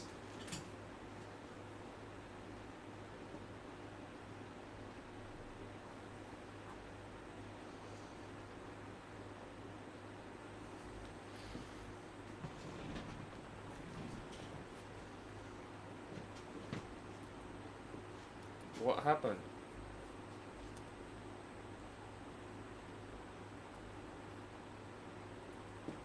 In this context, in 2018, activists launched the Expropriate Deutsche Wohnen & Co. initiative, named after Berlin's largest landlord, and calling for the seizure of all apartments owned by corporate landlords with housing portfolios above a 3,000 unit threshold. This would have affected something like 250,000 apartments, or about 15% of Berlin's entire rental stock, which campaigners suggested could then be placed into a new publicly owned housing institution that would guarantee affordable rents and involve tenants in its governance. According to a draft bill written up by campaigners, developers would apparently be compensated at 40 to 60% of market rates, and Berlin would pay for this by issuing 100-year bonds paying 3.5% annually. Anyway, under Berlin law, if an initiative gets at least 20,000 signatures from eligible Berlin voters and campaigners can provide a plausible estimate of its cost, the initiative then goes to the Berlin Parliament, who can accept or reject it. If the Parliament doesn't adopt the initiative, which is what happened with Expropriate Deutsche Wohnen & Co. initiative, then the campaigners need to get signatures from 7% of eligible voters within 4 months to force a referendum. In 2021, this amounted to roughly 171,000 signatures, and, well, the campaigners were able to get about 184,000 valid signatures, thus forcing a referendum on September the 26th, 2021, the same day as the federal and Berlin state elections. In the end, the referendum passed, with 57.6% of voters voting in favour of it. Interestingly, however, lots of Berliners supported both the expropriation initiative and the centre-left SPD, even though the SPD was generally sceptical of the proposal. This produced a somewhat contradictory mandate. Berliners approved the referendum, but elected an SPD-led coalition supported by the Left Party and the Greens that didn't really want to enact it. Because initiative referendums in Germany are generally non-binding, this meant that nothing actually happened. This was sort of the worst of both worlds. The state didn't get a new stock of affordable public housing, but the threat of expropriation deterred developers from building more housing, and rental prices have continued to rise since. However, ahead of state elections due for September the 20th, the Left Party, who are in favour of the proposal, are currently topping the polls on about 21%, while the SPD have fallen to 5th place on about 12%. Like government policy. It's hard to predict what the next ruling coalition will look like with any real confidence, but it's at least possible that the Left and the Greens, who also support the proposal and are currently polling on about 17%, could win an outright majority between them, especially if BSW and the FDP fall behind the 5% vote threshold. Even if this doesn't happen, and they instead form another three-party coalition with the SDP, the balance of power within this coalition would obviously be very different to the one in 2021. And even if the SPD were somehow able to stymie the proposal again, it still might happen. Under Berlin law, if the campaigners can organise and win another referendum, the proposal would automatically become law. Now, it's probably worth mentioning that, if this were to happen, it would almost definitely end up in the courts. The campaigners would argue that expropriation would be legal under Article 15 of Germany's 1949 constitution, which states that land, natural resources and means of production may, for the purposes of socialisation, be transferred into public ownership or other forms of public enterprise by a law that determines the nature and extent of compensation. But Article 15 has never actually been tried before, and the federal government, led by the right-wing CDU, has made it clear it would oppose any attempt at expropriation, setting the stage for a monumental battle in the Constitutional Court. The autumn issue of our magazine Too Long is now available for pre-order. The main story inside is all about the plan to fix Europe. From the economy and trade to politics and war, we discuss the various ways in which Europe could be reborn. Then there's the global section, which includes our interview with The Economist's Washington bureau chief about the state of America. There's also articles on the current state of US-China relations as well.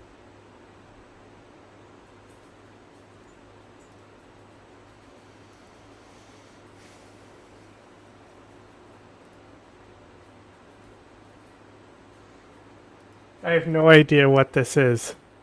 Can't hear it.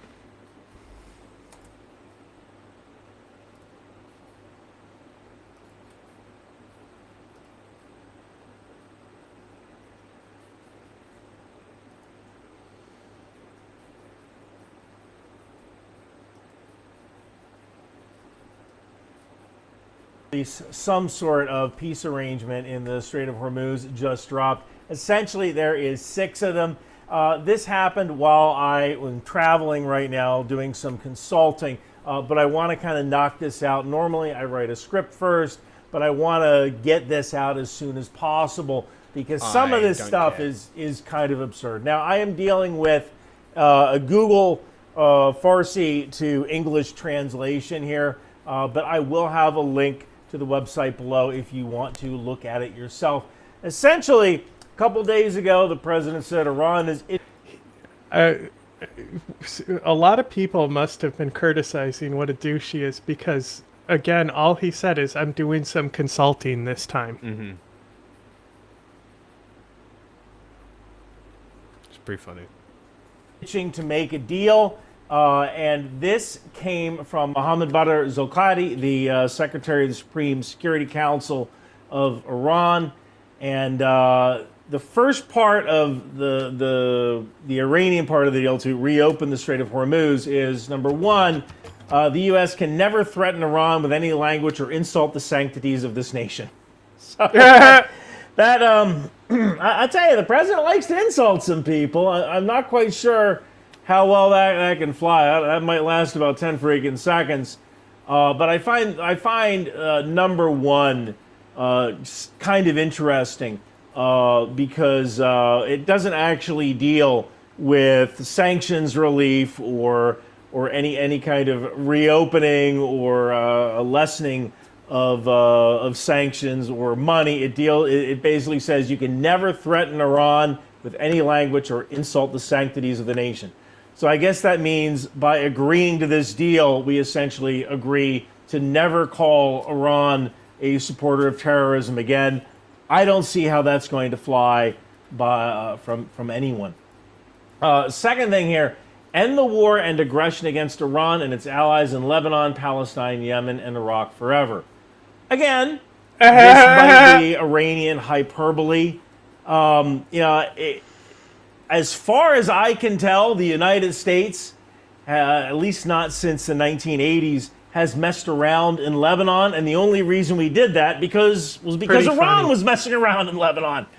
So it's Iran that's the freaking problem. Iran is the nation state that keeps going around to these countries and giving out weapons and giving people terrorist training and saying, hey, have at it. America doesn't do that, though. If you were an American soldier in Iraq and your vehicle was blown up by an explosively formed projectile, that knowledge and know-how and maybe even the actual materials came from Iran. Iran was killing American soldiers in Iraq.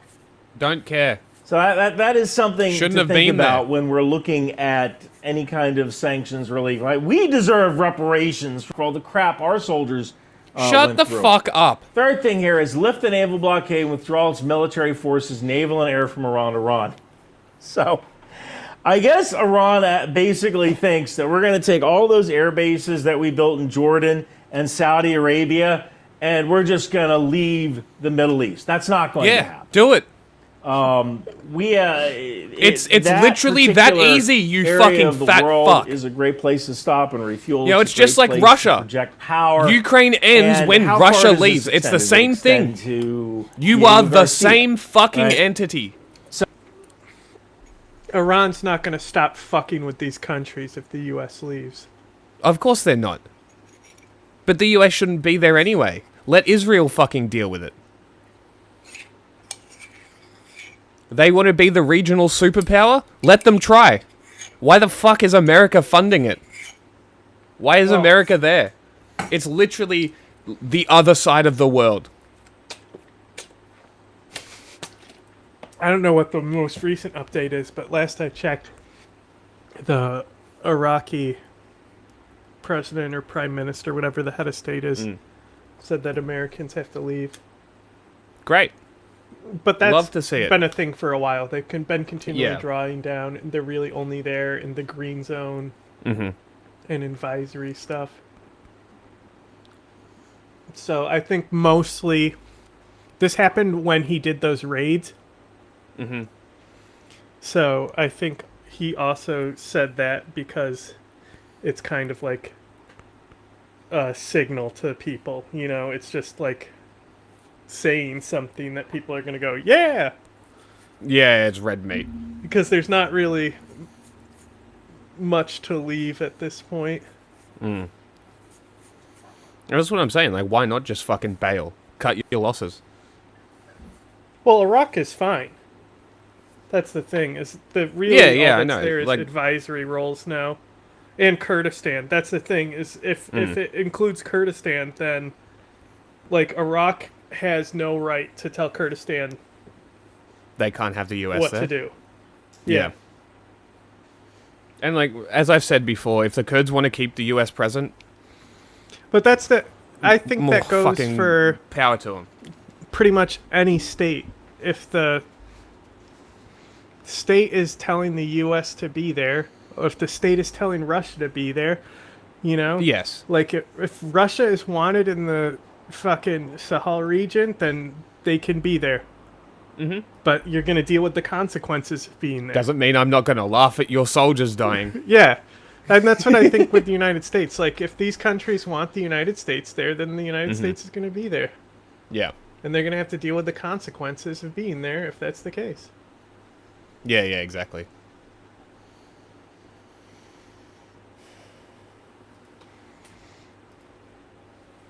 So, saying lift the naval blockade, that might be a reasonable part of some sort of sanctions relief. All right, if you stop being jerks and shooting at people transiting the Strait of Hormuz, we will lift your naval blockade. You can sell oil again.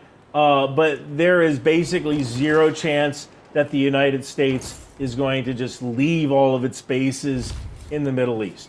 Fourth thing here is pay the damages of the 2 wars of aggression and imposition on Iran without any reduction or reduction. That might be a translation problem. It sounds like Iran wants us to pay for the damage to their military infrastructure that we caused. Yeah.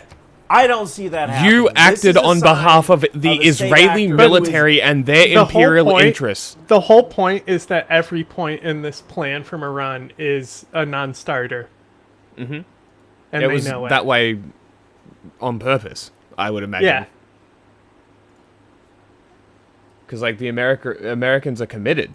They're not going anywhere. Donald Trump is committed to this war. All and of these put his points foot are in it. laughable, and I would pretty much say the same thing he's saying about them. Except we deserve restitution for our forces. That was really stupid.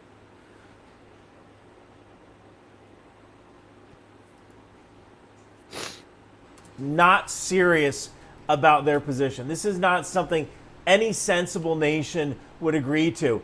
Us paying them for having to destroy parts of their infrastructure that could eventually destroy us.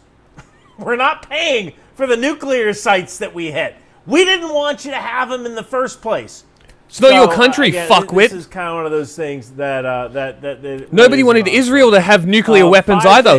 Why didn't you invade Israel? Legal sanctions against the Iranian nation. Fuckhead. I mean, if you start acting like human beings, we'll be more than happy to lift your sanctions. The irony. But unfortunately, you keep giving weapons to terrorists and encouraging terrorists. Not America, to do terrorist though. Stuff. If you don't do that, then we don't sanction. Not ever. Not even once has America done exactly simple. this. So true, Queen. So I actually would have no problem lifting sanctions against Iran and the as United long States as are Iran both decides that they're theocratic going to be fascist good neighbors states. and part of the community of nations. None of you are good guys. But You are all the scum of the they earth. can't seem to handle themselves. Sixth thing here is unconditionally release the frozen and stolen assets of the Iranian people. So these aren't frozen and stolen assets of the Iranian people. These assets that are frozen are assets of the Iranian government. And why did we freeze these things? Well, because Iran was doing terrorist stuff with these assets. Not you guys, though. So, a couple of things to unpack here. I have said Not this literally before. funding a genocide for Iran years. is not serious about any kind of peace deal. But Not you guys at all. are. The only reason that Iran is stringing us along with these deal proposals is that they want to keep gas prices high because they want to see a new regime in the American House and the American Senate and in our Congress, a regime that will foil President Trump at every single step of the way. Now, whether you support the president or not, I don't care. I don't care about your politics. But would a Democratic House and Senate be more sympathetic to Iran or less sympathetic to Iran? They would be more sympathetic to Iran. So Iran definitely has a horse in this race. No. Donald Trump literally solidified the regime for the next 20 years. Like, the Democrats' approach to this entire Iran war has been Trotskyism. And saying, he's doing it wrong. He didn't come to Congress first. Like... It's pathetic. No, the Democrats are not more sympathetic to Iran. PSL, however, might as well be Iran.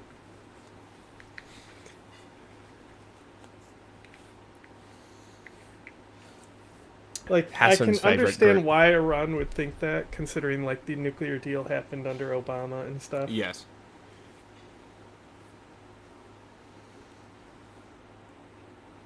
Like, we would have been big. That would have been actually showing them be bigger people, but instead they'd just be posting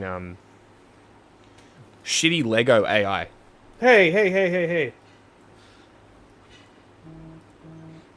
That stuff, the people posting that, you know, they're completely independent from the regime. Not surprised. They're just regular shit posters. They certainly want a certain kind of party to win, because then that party will immediately begin impeachment proceedings against the president or refuse to allocate more money for weapons procurement and so on. So this has been Iran's style.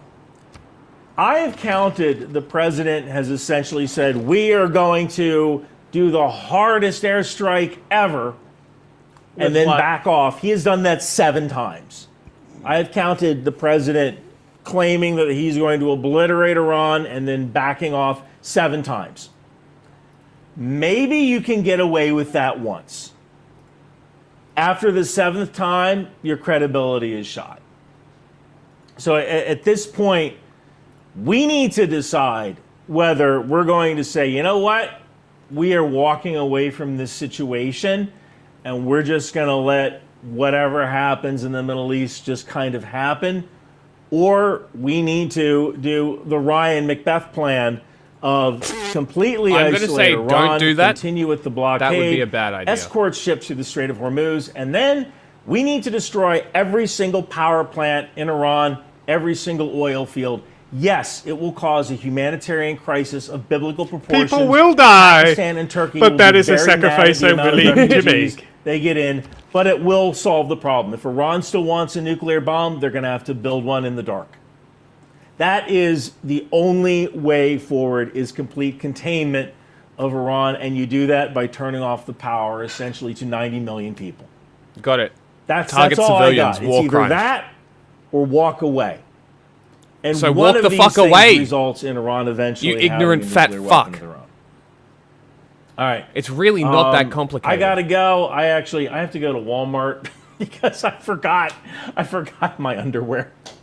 I don't care. I don't need to know this. I'm rushing to go, and I forgot my underwear. I don't need I to don't know care. this. Thank you guys so much. You could have for edited watching. that out. You could have not said it to begin In with. the modern actually. age of progress. So is America now ready for its first socialist governor? Wow. That's the question looming over a big primary this week, and is prompting some major hand-wringing from Democrats. So we'll get to all of it. Hope you had a glorious August weekend. Glorious August Cringe. weekend. Dana's out today, but I'm Bill Hammer. Good morning. Welcome. How we doing? Well, Hi, generic white Love men. the robin egg blue. Thank Says the you, appropriate thank color you. for this time of year. good to be with you. Appropriate color for Monday this morning in time of August. year. Welcome, everybody. I'm Martha McCallum, and this is, of course, America's Newsroom. Tomorrow's Wisconsin primary is seen as really the next big test for democratic socialism. In the race for governor, polls show DSA member I love Francesca how Hong a news leading outlet David Crowley owned by an double Australian digits. That is prompting panic claims among to be mainstream America's Democrats news who fear outlet. that she may be too far left to win in November. So now Hong's Make it platform make sense. includes a lot of things: public health care and state-run banks and grocery stores, repealing the right to work, raising the minimum wage, hiking taxes on the rich, and then state IDs for illegal immigrants. All that on top of the past tweets calling to abolish the police, cancel Thanksgiving. But she's starting to temper these things a little bit, saying, you know, it's just a bunch of stuff I tweeted. Watch this. Sometimes I think that I had some hot takes, some bad takes on Twitter, but I've evolved, I've learned. I think it's more dishonest not to learn. So I'm feeling right now very grateful to be at this point in the campaign and to continue to talk about the issues that people care about most. Public Okay. schools, shared revenue healthcare. Seems fine to me. The ultra-wealthy, and that moratorium on data centers. Okay, so Alexandria Hoff is in Madison, Wisconsin, at the center of it all. Hi, Alex. Oh, Hey, Martha, good to be feedback. with you. Yeah, when Democrat primary voters head to the polls tomorrow, they're going to be answering the question, how far left is the party willing to go? Francesca Hong, as you mentioned, she is considered the front runner in this governor's race. She is a state representative, former restaurant owner, and Democratic socialist endorsed by the DSA. This is a type of politics that's scaring people right now. But it's what we needed, it's what we deserve. Well, Hong has plenty of progressive support, but has not received a direct endorsement from Alexandria Ocasio-Cortez or Bernie Sanders. Now, that's been chalked up to Wisconsin being such a presidential battleground. AOC this weekend, though, laughed off her side's past support for DSA alliance stances like abolishing prisons and police. My understanding is that that Francesca Hong has made clear her present stances. She's moved away from it, and I have a local city councilman that has this saying, woke one was crazy. While outgoing Democratic Governor Tony Evers doesn't see the controversial takes as a thing of the past, he actually broke his own pledge to stay neutral in the race and endorsed Milwaukee County Executive David Crowley. Evers fears that nominating a socialist would effectively be giving away the keys to the governor's mansion. He has confidence in my executive abilities, and he has confidence that I'll be able to coalesce individuals across the political spectrum to bring them to the table. Likely the Republican nominee, Congressman Tom Tiffany, sees Hong not as an anomaly within the Democratic Party, but a representative of what it has become. The leadership of the Democrat Party in Wisconsin, they are all in for this big government socialism. And we have to be the firewall here in Wisconsin that stops it right here in the heartland from spreading across America. Tiffany is campaigning today in the state with former Virginia Governor Glenn Youngkin. Martha. Alex, thank you very much. Let's get some fresh analysis on a Monday morning from our friend Hugh Hewitt. How you doing, Hugh? Ready to wake up here? And here we go rolling. Wow. All right. He's You're a scary. Midwest guy Huge from northeastern Ohio. I don't know if the voters in Wisconsin are that different from the voters in Michigan, but we'll find out. Wall Street Journal editorial board, Francesca Hong, the socialist next hope. It writes, socialists keep pulling the Democratic Party left, but statewide elections in Wisconsin are won in places like the Fox River Valley, not the faculty lounges of Madison. Well, she's from Madison, Dane County. Yeah, How do you he's size this a up, Hugh? scary fucking looking guy.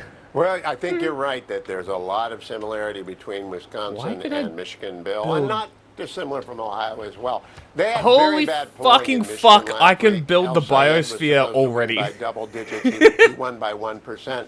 So maybe Francesca What the Hong fuck? isn't 20 points ahead of David Crowley. I she is expected fucking to win. Francesca Hong is kind of love hilarious. Hammurabi. El-Sayed is very dangerous, but Francesca Hong just makes me laugh. I fucking And I don't love think this she guy's has a prayer play in style. the general Not having to election. build any Wisconsin, science home of and dairy just get them farmers, home of the anyway. Big Red, I'm so there and for that. Madison might be wacky, but the rest of the state, the Green Bay Packers, that's pretty normal. You look over at Michigan, and El-Sayed had a real big problem with black voters. He's perceived as being very far behind He's in racist? traditionally strong Democratic holds in Detroit, and that's because he's so radical. I think Hong will run into the same problem in traditionally black Democratic precincts in Wisconsin's Milwaukee Center. So I think they've got some similarities, but the difference is You hear what he's people are saying? kind of laughing He's at saying Hong 'cause she's black a people nutty don't like kind of Asians. Presentation. They're not laughing at El-Sayed, who he's joined at the hip with Hasan Piker. He's perceived as so radical that they both present difficult challenges for the Democrat. One causes people to laugh, and the other one causes people to turn away and run away. Yeah, I mean, it's very interesting, Hugh, that she sort of, I wonder if there's going to be a model for other people in their 20s and 30s when they say, because we've always said, don't put things on, Twitter that you can't stand for years later. And she's like, well, I was just, I had some hot takes, some bad takes. And so she's sort of putting a roadmap out there for people to reject things that they said in the past. But this woman don't think is it going to matters. have Look who the something president new is. That is on video. Yeah. Megan Romer was questioned over the weekend about democratic socialism, and she was asked some specific questions about how it would work. Let's watch. We do believe in taxing the hell out of millionaires. Yeah, absolutely. Well, what does taxing the hell out of them mean? Yeah, I don't have like a solid, but I think. But shouldn't you? I mean, if you're the co-chair, of the DSA, shouldn't you be more specific than just taxing? Yeah, the what? hell out of He makes a something? good point. What exactly do you mean? So again, it's democracy, right? And This is not we a have good to look. look at what we need to This is spend a really bad and look. what we need. Wow, Hugh. Republicans don't have to do anything. All they It's have crazy. to do is give a Hugh has 24/7 like cable channel 3 to Ms. chins. Romer, to El Said, to Francesca Hong, to AOC. The He's more got they like talk, the one more main normal chin and then Americans 2 kind of side recoil. chins. You guys It begin was, the program by saying it's middle of August, we're doing picnics, reincarnated we're doing Mitch barbecues, we're going McConnell. to the pool, Mitch McConnell's people come on back. Vacation. No, All he's of not a sudden, nearly they get turtly this enough. heavy dose of radical, weird politics, which are so far outside the American norm that they've got to recoil. And I think we ought to ask Ms. Romer to just go on the road with Donald Trump. She would be a great straight person for him, and we would have a great deal of I already laughter have a going into corporation. September. Never 85 mind. days to the election, and the Democrats are stranded on Weirdo Island. I like that. I like that a lot as a Republican. However, I go back to the guy on the screen right now. El Said is not that. El Said is actually a radical hanging out with an Islamist, Radical. racist, misogynist Hasan Piker. They've got a real problem in Michigan because El Sayed's going to become the face of the Democratic Party between now and November, and it's not Probably a a good face thing. that normal Democrats want anything I took his to do aero with. drone, by the way. He's just too radical for America. In this case, Hong is not getting the, shall we say, the election pregame coverage that El Sayed did, or I guess the postgame coverage too, since the big vote 6 days ago. Hugh, great to see you. Thanks for starting our Monday with us. Good to see you, Hugh. You bet. Thank you. Have a Be sure to like and subscribe. Okay. I have no idea what this is. A video, some might call it.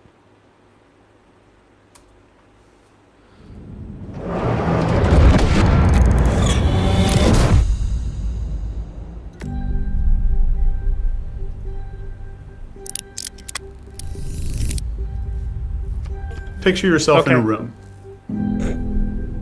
You're looking around the room for a second. This is a dream. You're asleep, but you don't know that yet. And I'm in there in the dream with you. Oh, God. And your eyes are open, looking Are you around John the room. Stossel? It looks real. And I look at you and I say, prove to me this is real. Prove it. And then you'd laugh at me Punch like you in I'm the a head. moron. Is And this you'd real, say, bitch? Of course, everything's real. Look at it. So I say, fine. Let me put something in front of you. It's a gumball machine. Okay. And then I say, all right, tell me what this is made out of. Glass. They're going to say, it's easy. It's glass, steel, chrome. What And made then I of? say, okay, Metal. prove it. You lay your Calm hand down. on the I'm sorry for the fake glass globe performative part. scream. You It's don't need to cold. be doing circles. It's smooth. It's okay, You knock on Vichy. it with I your was hand a just couple of kidding times, and it rings the same way that glass rings a little bit. And the machine is real. And you've just proven it using your senses in several different ways. That's a bad answer. But there's If one I take question. drugs, Do you my have senses tell me I'm glass touching inside things, of your head? but I'm not. Or How is that steel? real? There's no chrome. Is there one single cold, hard, shiny thing anywhere inside of your skull? I'll show you hard. No. Your skull is a dark, extremely Empty. wet, sealed room. And that's where all of this Who is gumball this machine cunt? was happening. I don't know. I said I didn't know what this So was. I go back again. I'm still there in the room with you. And I tell you that it's a dream. And I say, what is the machine made out of? What made out Just of? prove Metal. it's real. Touch, Glass. sound. It's made of nothing but consciousness. It's made of your mind. 100% provable that it's real. Also, 100% consciousness. But we're not done. I fucking hate this. The next question I have for you is, how far away is it from you? So let's call it 6 feet, and you don't have to guess. I have a measuring tape in my hand, and I give it to you. No, you don't. It's 6 feet 2 inches. You lied. Prove that Exactly. you have a measuring tape in your hand. 6 feet of what? I ask you. Your head is a gumball Look machine. at the gap between you and the gumball machine. What's in there? Gumballs. It's not air. Actually, there is no air. there is air in Mushroom. there. So the distance It's not a vacuum. is made out of the same thing that the machine is. It's made out of You mind. see how there's It's like made out of consciousness. gaps And you between the measured it gumballs? with a tape That's where the measure air goes. down to the But you inch. can't see it But or we're gonna feel keep I feel it. like this guy's So trying to it's get not me to real. join a cult. So you're looking at it, and seeing it takes light. Is there a light source bright enough to light this room up anywhere inside of your skull? There's no light. Nothing Correct. in this room is glowing because My skull there is is empty. no room, right? And I you am a can vessel. see it perfectly. You can prove that it's real using every single objective measure. You can prove that it's absolutely real. Matter, space, light. What do you mean by real? 3 for 3, all of it provable. What do you mean by provable? None of it is there. But we're not done. What do you mean by done? And this is the one. What do you mean by one? You've been looking at this machine the whole time. With what? Oh my god! I've been looking at it with my gumballs. Why did you manufacture eyes? You're asleep. Am I? Your real eyeballs are closed. They Whoa. are in the dark. Your eyes are laying down in a bed that you can't even feel right now. Oh my god. They're seeing nothing. And the eyeballs that you're using in here, you invented them. You created fake eyes to look at a fake machine across a fake distance using light that doesn't exist. And it all worked 100% flawlessly. Wow. So now come back. We're not asleep anymore. You're here in the room you're in right now, looking at your screen or whatever. Everything you just did in that little room to prove the world was real, you could do it in the room you're in right now. It's measured, it's replicated. Try to catch your own eyes moving for a second. Your eyes are moving and you can't see them move. Every time your eyes jump from one point to another point, in neurology this is called a saccade, S-A-C-C-A-D-E. So your brain, when your eyes are moving, completely blacks out the visual field. We're not even counting blinks. So it doesn't show you like a smear of motion because that's what mushrooms do, right? And it waits until your eyes stop. And then it takes the new image and backdates it. Wait, the timeline what? of like Hang those eyes on. moving around. Can we go back is to the part completely about the falsified. mushroom? And we never notice. Is If he you were on a saying that phone mushrooms camera, can see? You might have caught a little flicker of movement. Or when you're You know on why? mushrooms, Because that's of what lag. it looks like. So the video on your phone is delayed by a tiny fraction of a second. So the movement might play back after your brain's editing window is shut. The only way to catch your eyes moving is to watch a delayed recording, which tells you exactly where the edit is taking place. Your brain took the image and stretched it backwards and to overlap the blackout. So scientists have a word for this, chronostasis. Delusion? If you add up the blackouts, you're talking about 51 to 90 minutes every day where you are totally, functionally blind. Your trust is in an editor with a documented history of lying and deleting footage. And in the second result, vision isn't instant. If you're a baseball player, you've got the bat ready to go, and you were looking where the ball actually was, you'd swing after the ball passed you. No one could ever hit anything. So the brain doesn't show you where it is. It shows you where it thinks it will be by the time you experience it. Okay. Everything in our visual field right now is just a forecast. None of us have ever really seen the present moment. No light has ever entered your skull. Not one time. And color. What about color? It's just electromagnetic. Like I have a silver ring on. If this was gold, it would be maybe a better experience. My wedding ring is like a, I don't know, some material that looks silver. But if I zoom in on this on a microscope to the atomic level, there's not one atom in this that's silver. So when you look at something that's red, prove it. That's a paint that your brain applies to something. Oh my God, you're Color an idiot. happens inside the viewer. Remember the dress that was like blue, white? Oh my black, God, it's a fucking what color picture! was the dress thing. Half the world saw this, like I think it was white and gold, and half the people saw, I think it was blue and black. Everybody's yelling at each other, arguing about it. Same pixels on every screen. But what was different? The rendering. So millions of people got this demonstration that color happens inside the viewer, and only inside of the viewer. So in the dream, you saw like the shiny gumball glass thing with no light source anywhere. And I've got bad news. That's also exactly how you're seeing your screen right now. Oh my God, my mind is blown. There's a cognitive scientist. His name's Donald Hoffman.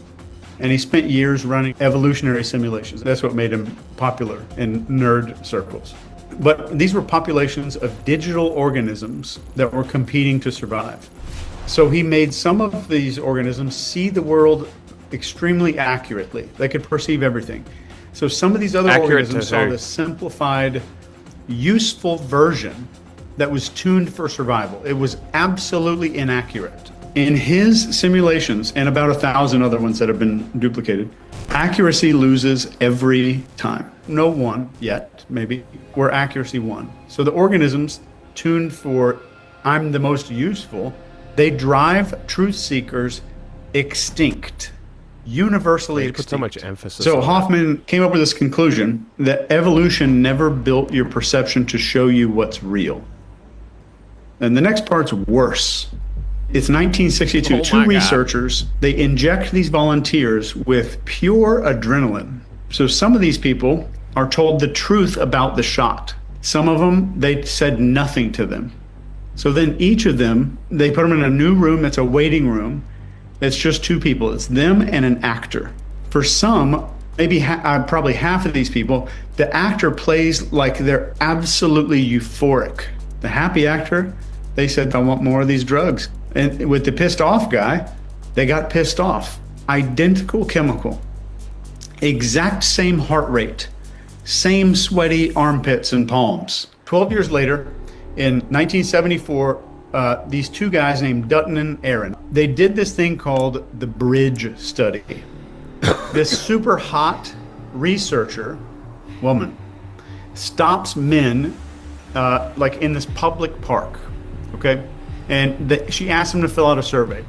And then she gives them her phone number. So half of these men, she stops on this super wobbly suspension bridge that's over this, like, I think it was a 150-foot canyon or something.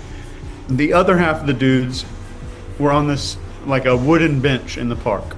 So the dudes on the bridge called her back at several times, up to 9 times the rate of the dudes that were on the bench. What does this mean? They're on the bridge. What's happening to their heart? The heart rate's going up, not because of some girl. They're 200 feet in the air over these rocks and stuff. And their brain looks around, sees boobs or some woman, and is like, oh, this is called attraction. My body's feeling attraction right now. So those men, they go home that night absolutely convinced they had met the love of their life. They met somebody special. So that certainty got mislabeled. I don't know about you, but it was I'm just scared an of adrenal women. response. It was just adrenaline. So what happens? The body is sending up this raw signals, like static. All this arousal's coming up. The static doesn't show up in the brain with a label on it. Oh my God. So something happens and it shows up and your brain grabs the context and stamps a name on it. And whatever you name it is the feeling. But you have never felt an emotion. You have only ever stuck them together. You've assembled them. Take blood pressure And how do we assemble emotions? And you'll One never let the prediction women seduce at a you. time. It happens so quick that we experience this assembly as like, oh, that's the truth. I had a Don't gut let them feeling. fool you. That must be the truth. I know this probably in what you plan to watch right this second. But if you give me a minute, this might be one of the most useful Is there a things that helpline? you will You've ever already hear. had a Most minute. people What do in you your life mean, bro? that you know I need are a panic listening button to just words that I can hit for but when women behavior talk to me. doesn't come from words. It comes from what's underneath all of those words. At NCI level 2, you're going to start seeing that layer. I need a... all what of is the this level motivation, 2 shit? incentives, This sounds the like drivers, Scientology. pressure, all the stress and deception. You don't just hear what somebody says. You understand Is this AI? why they're saying it. And you can predict behavior before it happens. You can spot what's real and what isn't. And that changes every interaction you have. I have seen this change thousands of lives, and I feel compelled to tell you about it. I at least want you to check it out. So once you see this level of reality, Show me you're then. not going to go back. This is NCI level 2. The link is right down there in the description. Let's get back to the video. What? So the research on memories, it's called reconsolidation research. And this researcher's named Karim Nader. Karim proved that a memory isn't like a DVR. Every time you recall a memory, it becomes chemically unstable. What's the thing that helps to stabilize and reconsolidate and retrieve memories is called acetylcholine, right? So Alzheimer's drugs, if I know I need acetylcholine, there's a drug in your brain called acetylcholine esterase, which eats all that stuff up. So when you hear somebody say, I'm taking an ACE inhibitor, they're inhibiting the thing that eats up acetylcholine. Touching a memory makes it chemically unstable. So we think that when we retrieve a memory, we're opening this read-only file. That's not true. Every time it opens it for editing. And whatever state you're in, whoever you're telling the memory to, and whatever they say back to you, gets saved as the new version. And the new version overwrites the old one. You think there's an original in there? Not a chance. Yeah. What do you see when you go back and look at it? Do you see an edited memory? Nope. Towers go down the building 7. But these researchers, their names are Tellerico and Rubin. They had these people write down exactly how they learned about the news. They came back and they asked again, obviously the same people, but it was like 18 months later. Some of it was years later. And what they found was that the details drifted big time. And they completely contradicted the original thing. And it kept mutating over time. I've said this for a while about 9/11. Like, a lot of people think that they saw certain things that day, but it wasn't until the news broadcast the next day that those things were shown. Like, people vividly remember seeing people jumping on the day that it happened. That was not something that was shown. That was later. On the news. Yeah. Filling in memories. I mean, we know that memories Yeah, are and fallible. also, the shot of the second plane hitting, you can't really see on the live broadcast. It's only later that people's memory of what the second plane hitting looked like came in. Yeah, okay. So, but I can tell you right now, when I learned about 9/11, I know exactly what happened, and my story has not changed, because I was in elementary school and the principal came up on the announcer, and they just said, I don't know exactly what they said, but something along the lines of the World Trade Center. Ladies and gentlemen, they got it. No, just something along the lines of the World Trade Center has just been hit, or the second one had been hit. Ah, okay. Causing panic in the children. Yeah, and I had no idea what that was, basically. Great.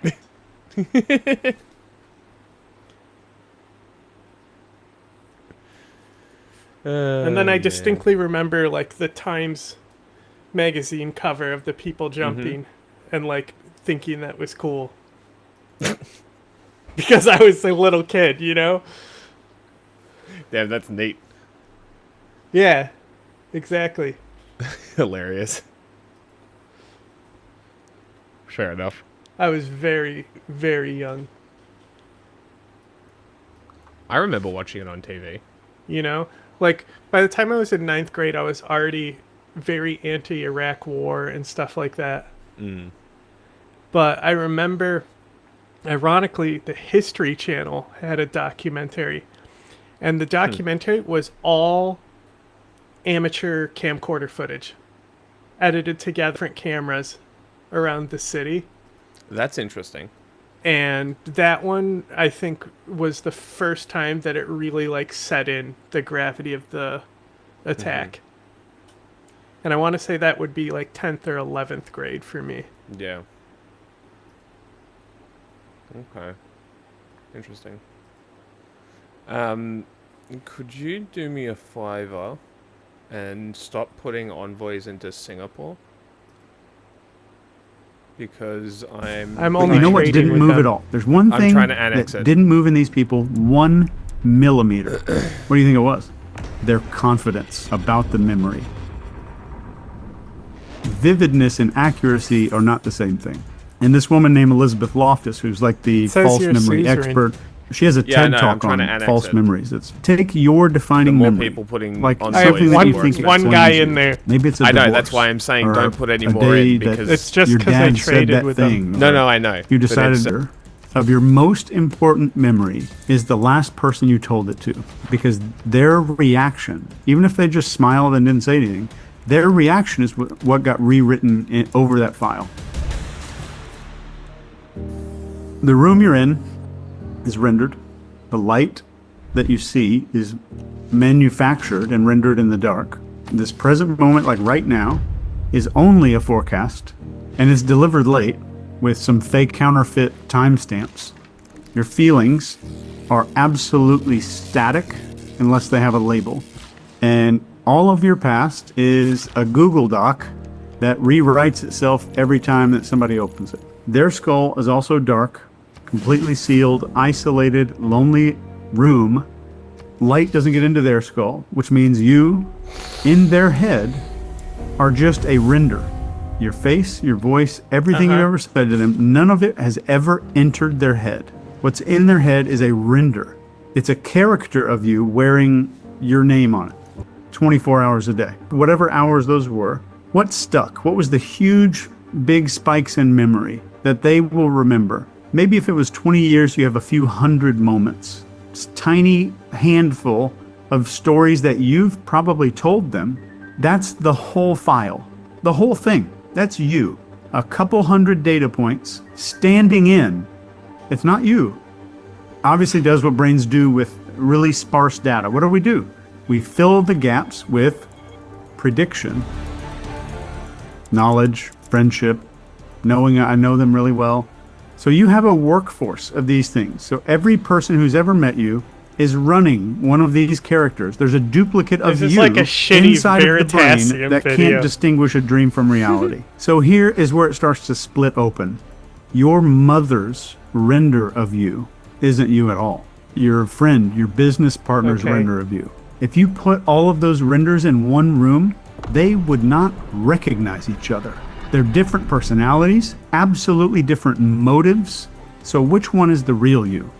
And your instinct is to say, none of them. The real one is right here, right in here. I'm the authority on me. Are you? Yourself is experienced through the same rendering engine as everything else. Your feelings about yourself, they're assembled. It's just static that got a random label based on what was going on. Your memories of your own life are rewritten every time you touch them. And those memories are edited the hardest around the events How do that we matter. feel about this video? What do we think of this guy? I think this guy's nuts. Unlock NCI level 2. Yeah, this guy's a nutter.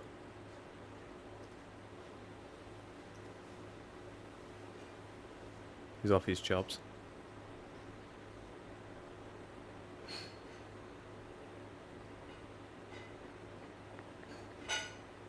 Inventory does require oil. Like I said, it's like shitty Veritasium. Yeah. Embarrassing.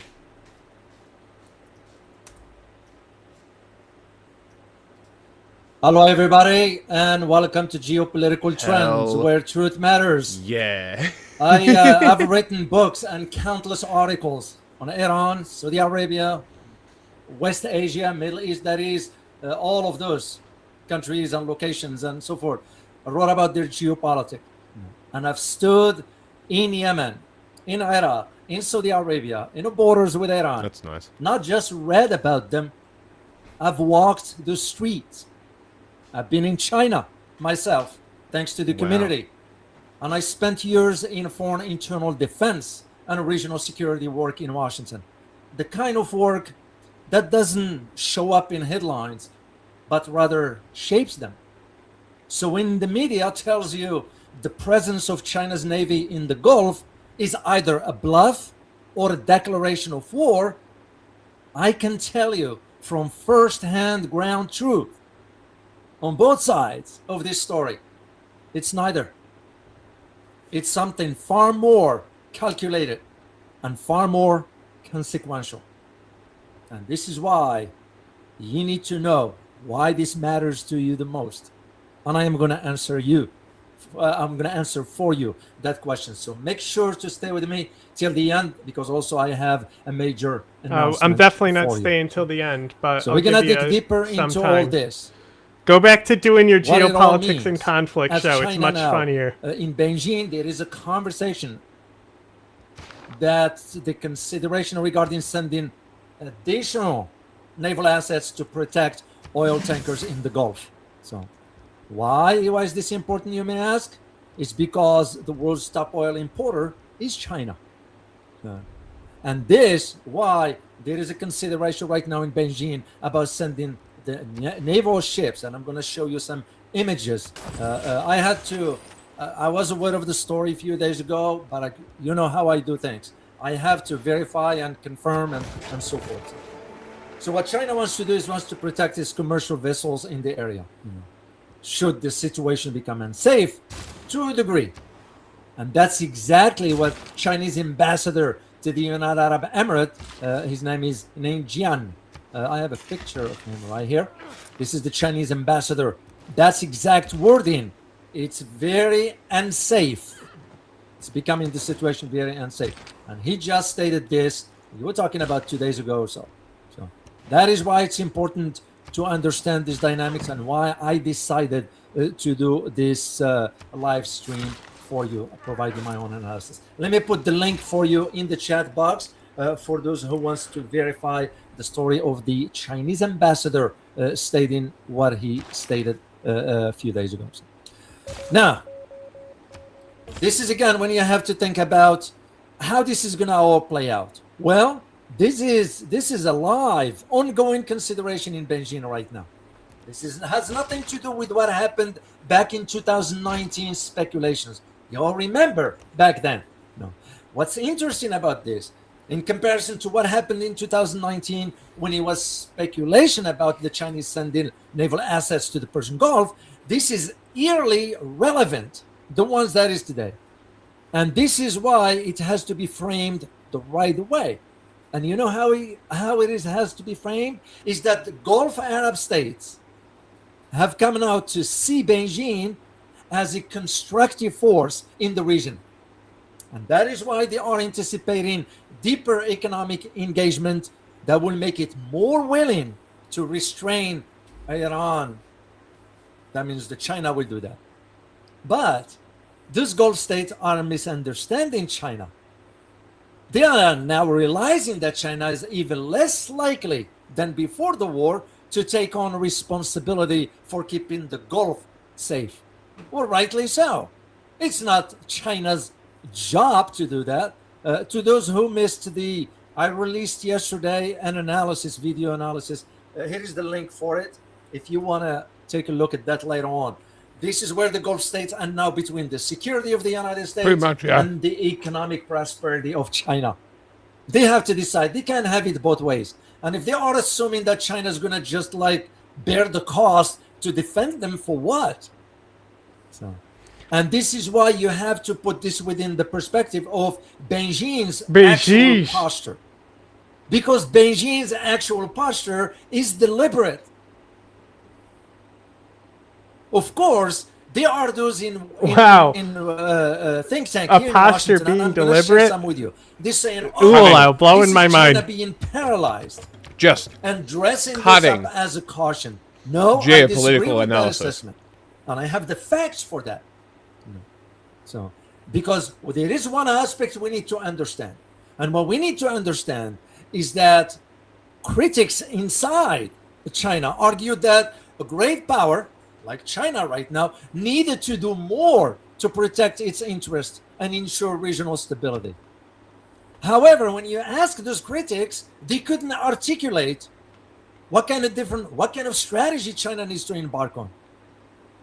What will this strategy look like? Okay? When you actually involve a military, or how to handle the cost. So this is why Beijing is deciding on doing nothing. That doesn't mean it's weak. Yeah. Because if you ask Gulf states right now, they're going to tell you we want China to be more engaged because we are losing patience with. No, doesn't work that way. And this is where the critics, and I looked at some, I'm going to provide you the link, and I know certain places that receive funding from the US to say those kind of things. So here is what they're saying. For example, Foreign Affairs, their Foreign Affairs magazine, and those are usually scholars and so forth writing. Here is what they wrote, and I quote, China has turned out not to be as influential as we thought, whether that is a lack of will, whether this is a lack of will or a lack of capacity is debatable. End of quote. This is what Foreign Affairs article said, and I have the link for you. But here is what you need to understand about this particular article. Because two of those authors of that article are from the Australian National University in Australia. Why is this important? Because ANU, Australia National University, receives, in addition to other major Australian institutions, have historically received millions of dollars in so-called competitive research grants from the United States government agencies. This is what I need you to understand. Oh, he's got why the they are fucking, so I'm going to put the link for you. Yeah, meaning knife chat behind box, him. That's sick. And you can read it later on when you have a chance. And I'm going to provide you both sides of the argument, why I disagree with their assessment. That's so nice. I'm it's bored. not that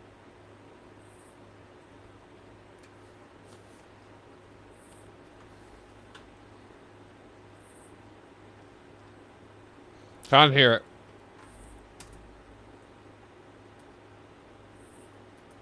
Oh, it's that cunt.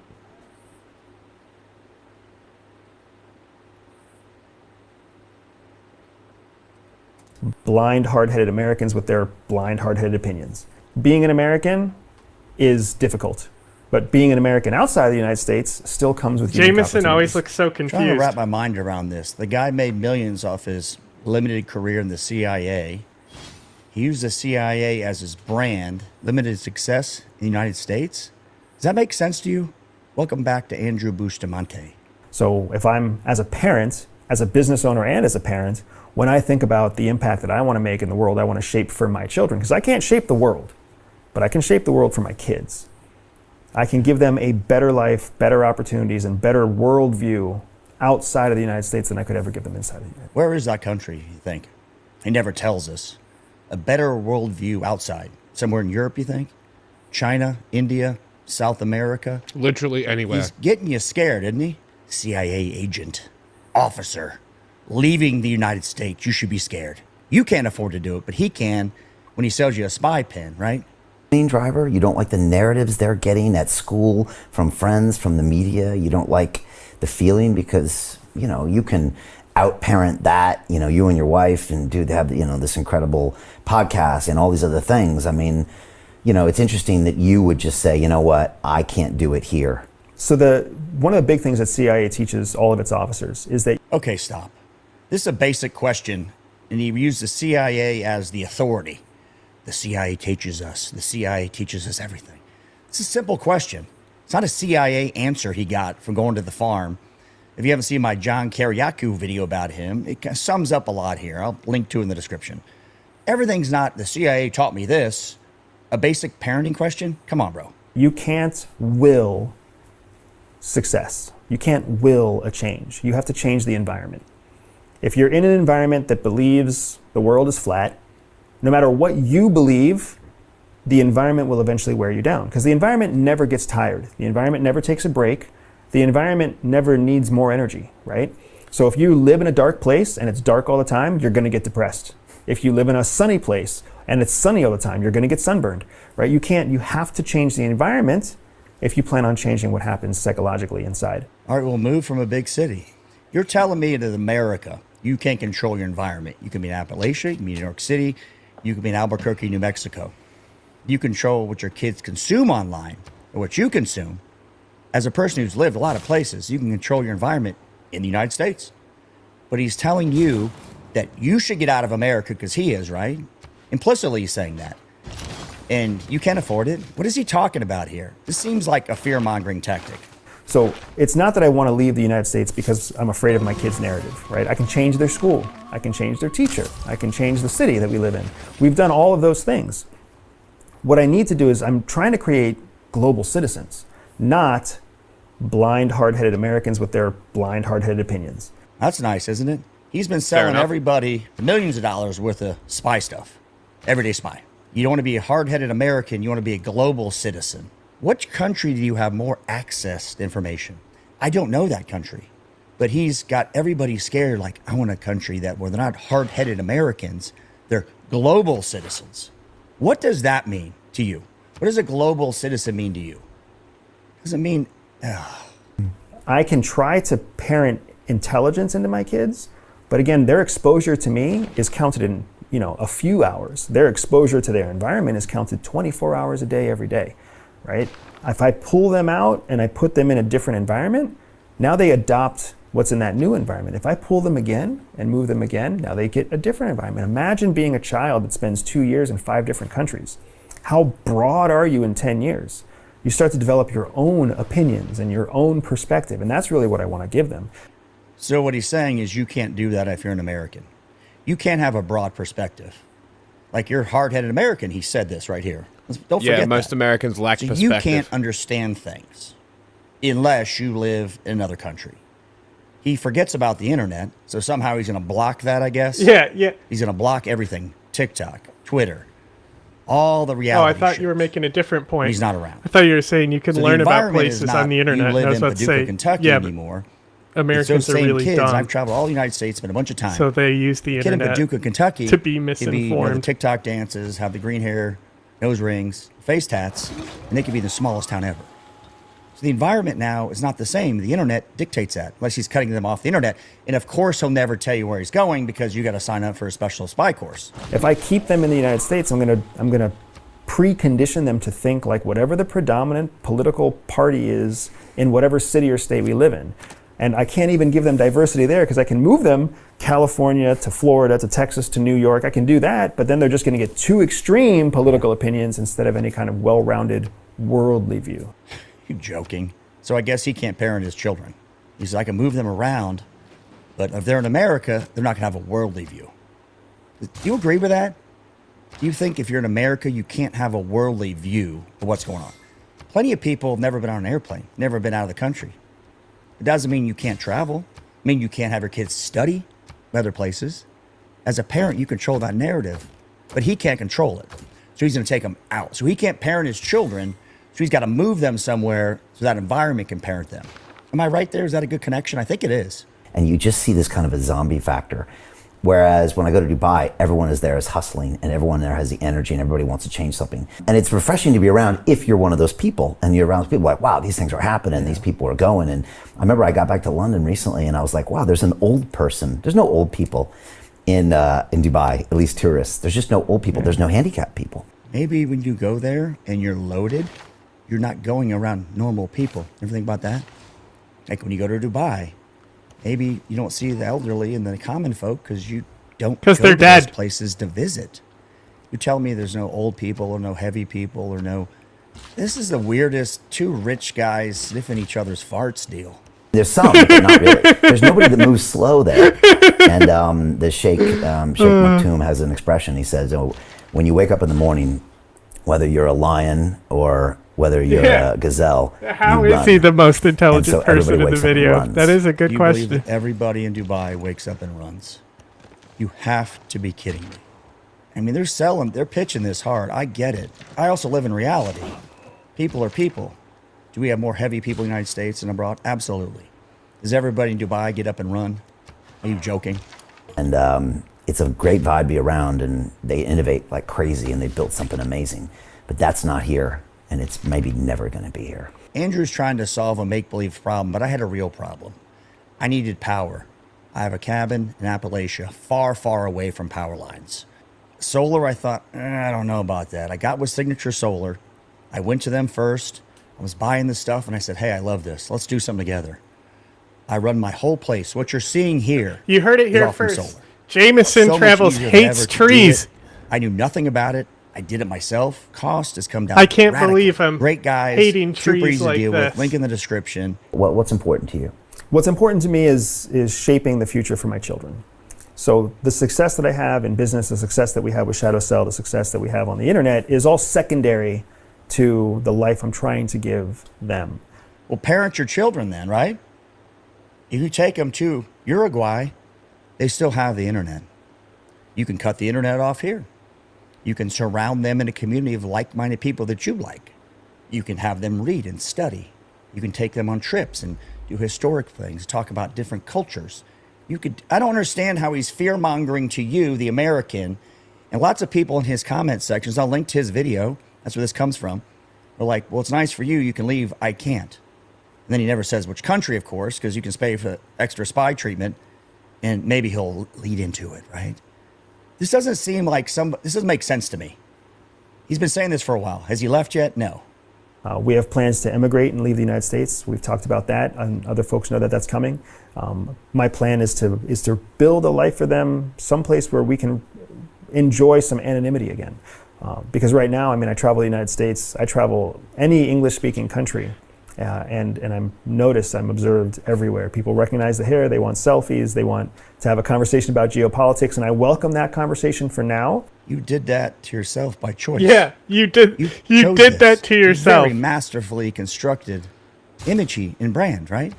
He's fucking dabbing guy. his tears he with tells the you what you dollars. need to know with little pieces left out. The everyday spy. The whole thing was about getting popularity. And now he somehow says, well, I don't want this image and I'm going to move somewhere no one who know who I am. I mean, is that a real statement? Am I supposed to believe that is my question. I want to hear what you guys have to think because I'm going, what country is he moving to? Niger, maybe? But the next 5 years is going to look like me intentionally creating more isolation and more distance from the American public. It's unbelievable. I live in Appalachia, small town. I don't see a lot of people. I can distance myself. I can stay back here and almost never interact. And if I had children, Isn't it I could Appalachia? choose who they interact with. I can control He the can internet. say I it can however force he them wants. off He's the internet. been the I want you to most read correct this. he's ever I been want you on to this give a video. Oral report to me about it. I mean, lots of things you could do to help your kids be not hard to a one-up world citizen, as we call it. Be mindful of other culture. spooks. Taking them away, is that going to do? Where's he going to take them? He won't tell you. I'll still do media, but I'll be very selective about where I do media. But you'll still run your business. And I'll pour consult. myself, correct, and I'll pour myself into the few clients that I have, and I'll pour myself into my children in a way that I haven't gotten a chance to do for the last few years. You can't get this guy off a podcast. He complained about he couldn't get on Joe Rogan. He was blacklisted. This guy wants to be on every media outlet possible so he can promote his brand and sell his service and his gear, which is great. But don't come to me and say, oh, America is not a place I want to live. I want anonymity. You're on every show you can get on. Your publicist gets you on every possible thing. And now you're saying you don't like it? Come on, this isn't real. You're going to have to cut that hair, young man. Otherwise, it's a giveaway for Absolutely. sure. And congrats on all your success. I mean, literally, I just love it when I see you out there and like you just rack up the views. And I don't know, something about you. You just connect with all sorts of people and all sorts of audiences with all sorts of interviewers. It's almost like he was and you always trained crush to it, do whether so. on Friedman. Wow, let's just shit all over everything and call it sport and call it intellectual, right? Yet he.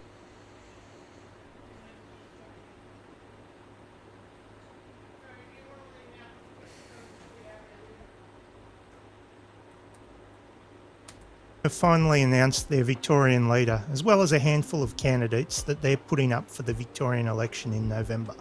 But in true One Nation fashion, that's about it. There's no policies and no detail. One Nation have said that they intend to run a candidate in every seat. That's the story they're running with anyway. The obvious problem is they've only actually announced a handful. 8 upper house candidates plus their new Victorian leader, Warren Pickering. 8 candidates announced to I represent don't think they Pauline actually have Hanson's any party lower in house November's seats. election. The They're only party's running first for local Senate. leader, former bricklayer and current party president, Warren Pickering. But there was a late change. An early morning would be press from release fucking announced him Pakenham as an too. upper house candidate. A few hours later, I'll be running for the lower house seat of Pakenham. Fuckwit There Central. are 88 lower house seats in Victoria and 40 seats in the upper house. We have locked in about 74, 76 seats at the moment of the 88. So we have got our candidates. So anyway, We are going to be announcing the candidates, and we'll have a suite of policies to go with that. Spoiler alert. No policies and no detail. Really? What a shock. Now, that was before their big candidate. I'm going to soften this city Apparently, for you, and they're you all can take locked that in. one. It just seems they don't want you to know who they are. Given that their new leader is quoted as saying that One Nation has previously run ghost They just put candidates, up walls. this is all very interesting. Ghost candidates are essentially just candidates that don't campaign or do much of anything, really. They're just a name on a ballot sheet to harvest Senate votes. Oh, that's you. One You Nation put have up the form walls. in that regard. And in Victoria, there are no policies yet either. What about policies? More to follow on those policies in the coming weeks. Not a single Victorian-specific policy document. I'm not saying you need a 100-page platform on day one, but when you've got, less than 4 months until the election, and you're still short on both candidates and policy, it does make you wonder what's actually going on behind the scenes. My take on it is that they're running with the idea that the less time people have to scrutinise their people and their policies, the better. Drip feed the candidates, keep the policies vague, and by the time anyone's been able to do some proper research, everyone's already at the ballot box. The press conference itself was a real doozy. One Nation made the call to ban The Age, the ABC, and The Guardian from the room. It was very Trump. Pick your favourites, ban the rest, and call it standing up to bias or the elites or whatever. ABC were denied entry into here and The Guardian. I'm not putting up with their rubbish. I'm not putting up with their spin, their lies whatsoever. Elaborate on that just a little bit. We expect and invite a healthy amount of scrutiny of our candidates and our policy positions. Really? However, any blatant character assassination attempts based on fabrications of our candidates will be met with swift legal action.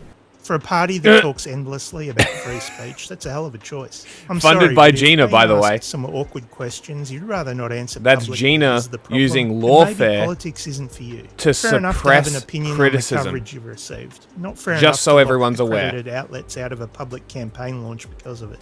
The Victorian One Nation leader, Warren Pickering, was an interesting choice, and a story that came out the next day in The Age may go some of the way to explaining why that publication wasn't allowed through the door. Which brings us to why were The Age, the ABC and The Guardian banned? The Age is the one that really surprised me on the day. It was only really the following day that a theory formed, and that is that One Nation had a whiff that The Age were preparing a story on their new Victorian leader and the guy with designs on being the next Victorian Premier, and that story was not going to be entirely flattering. A story they'd apparently already declined to comment on. A story they probably didn't want to get asked questions about on the day. Let's be real though, this article is essentially just a long list of things the guy is quoted as saying. Not sure you can feel too hard done by when the story is just about stuff you've said and done. If you're putting your hand up to be the state Premier, which he is, remember, you should be expecting some difficult questions now and then, and you should be expecting the press gallery to be doing some digging. When it comes to the ABC, I'm not sure there's anything specific I could point to other than it being purely ideological. Hanson has been on the defund the ABC bandwagon for a while. And if I were to guess, I'd say the ABC would be toward the top of the list of media organisations likely to ask a question Hanson wouldn't like.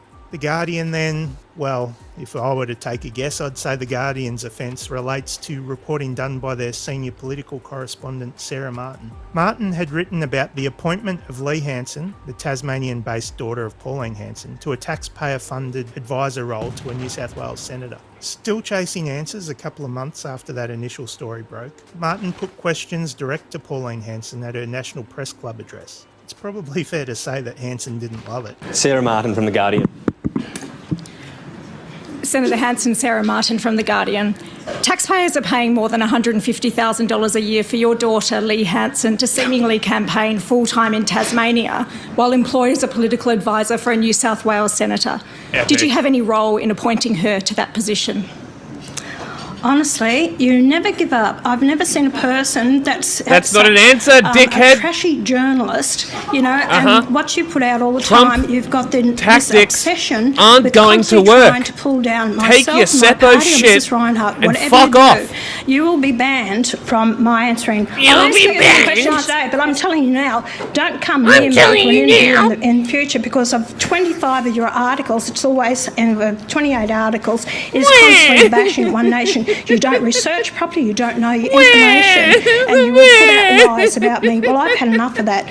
But I'll tell you that. Pathetic. No, She didn't. I didn't get her that Pathetic. job. She got the job on her own merits by someone who actually wanted to employ her, her abilities, her skills Sure, in buddy. HR, her abilities in working for the Tassie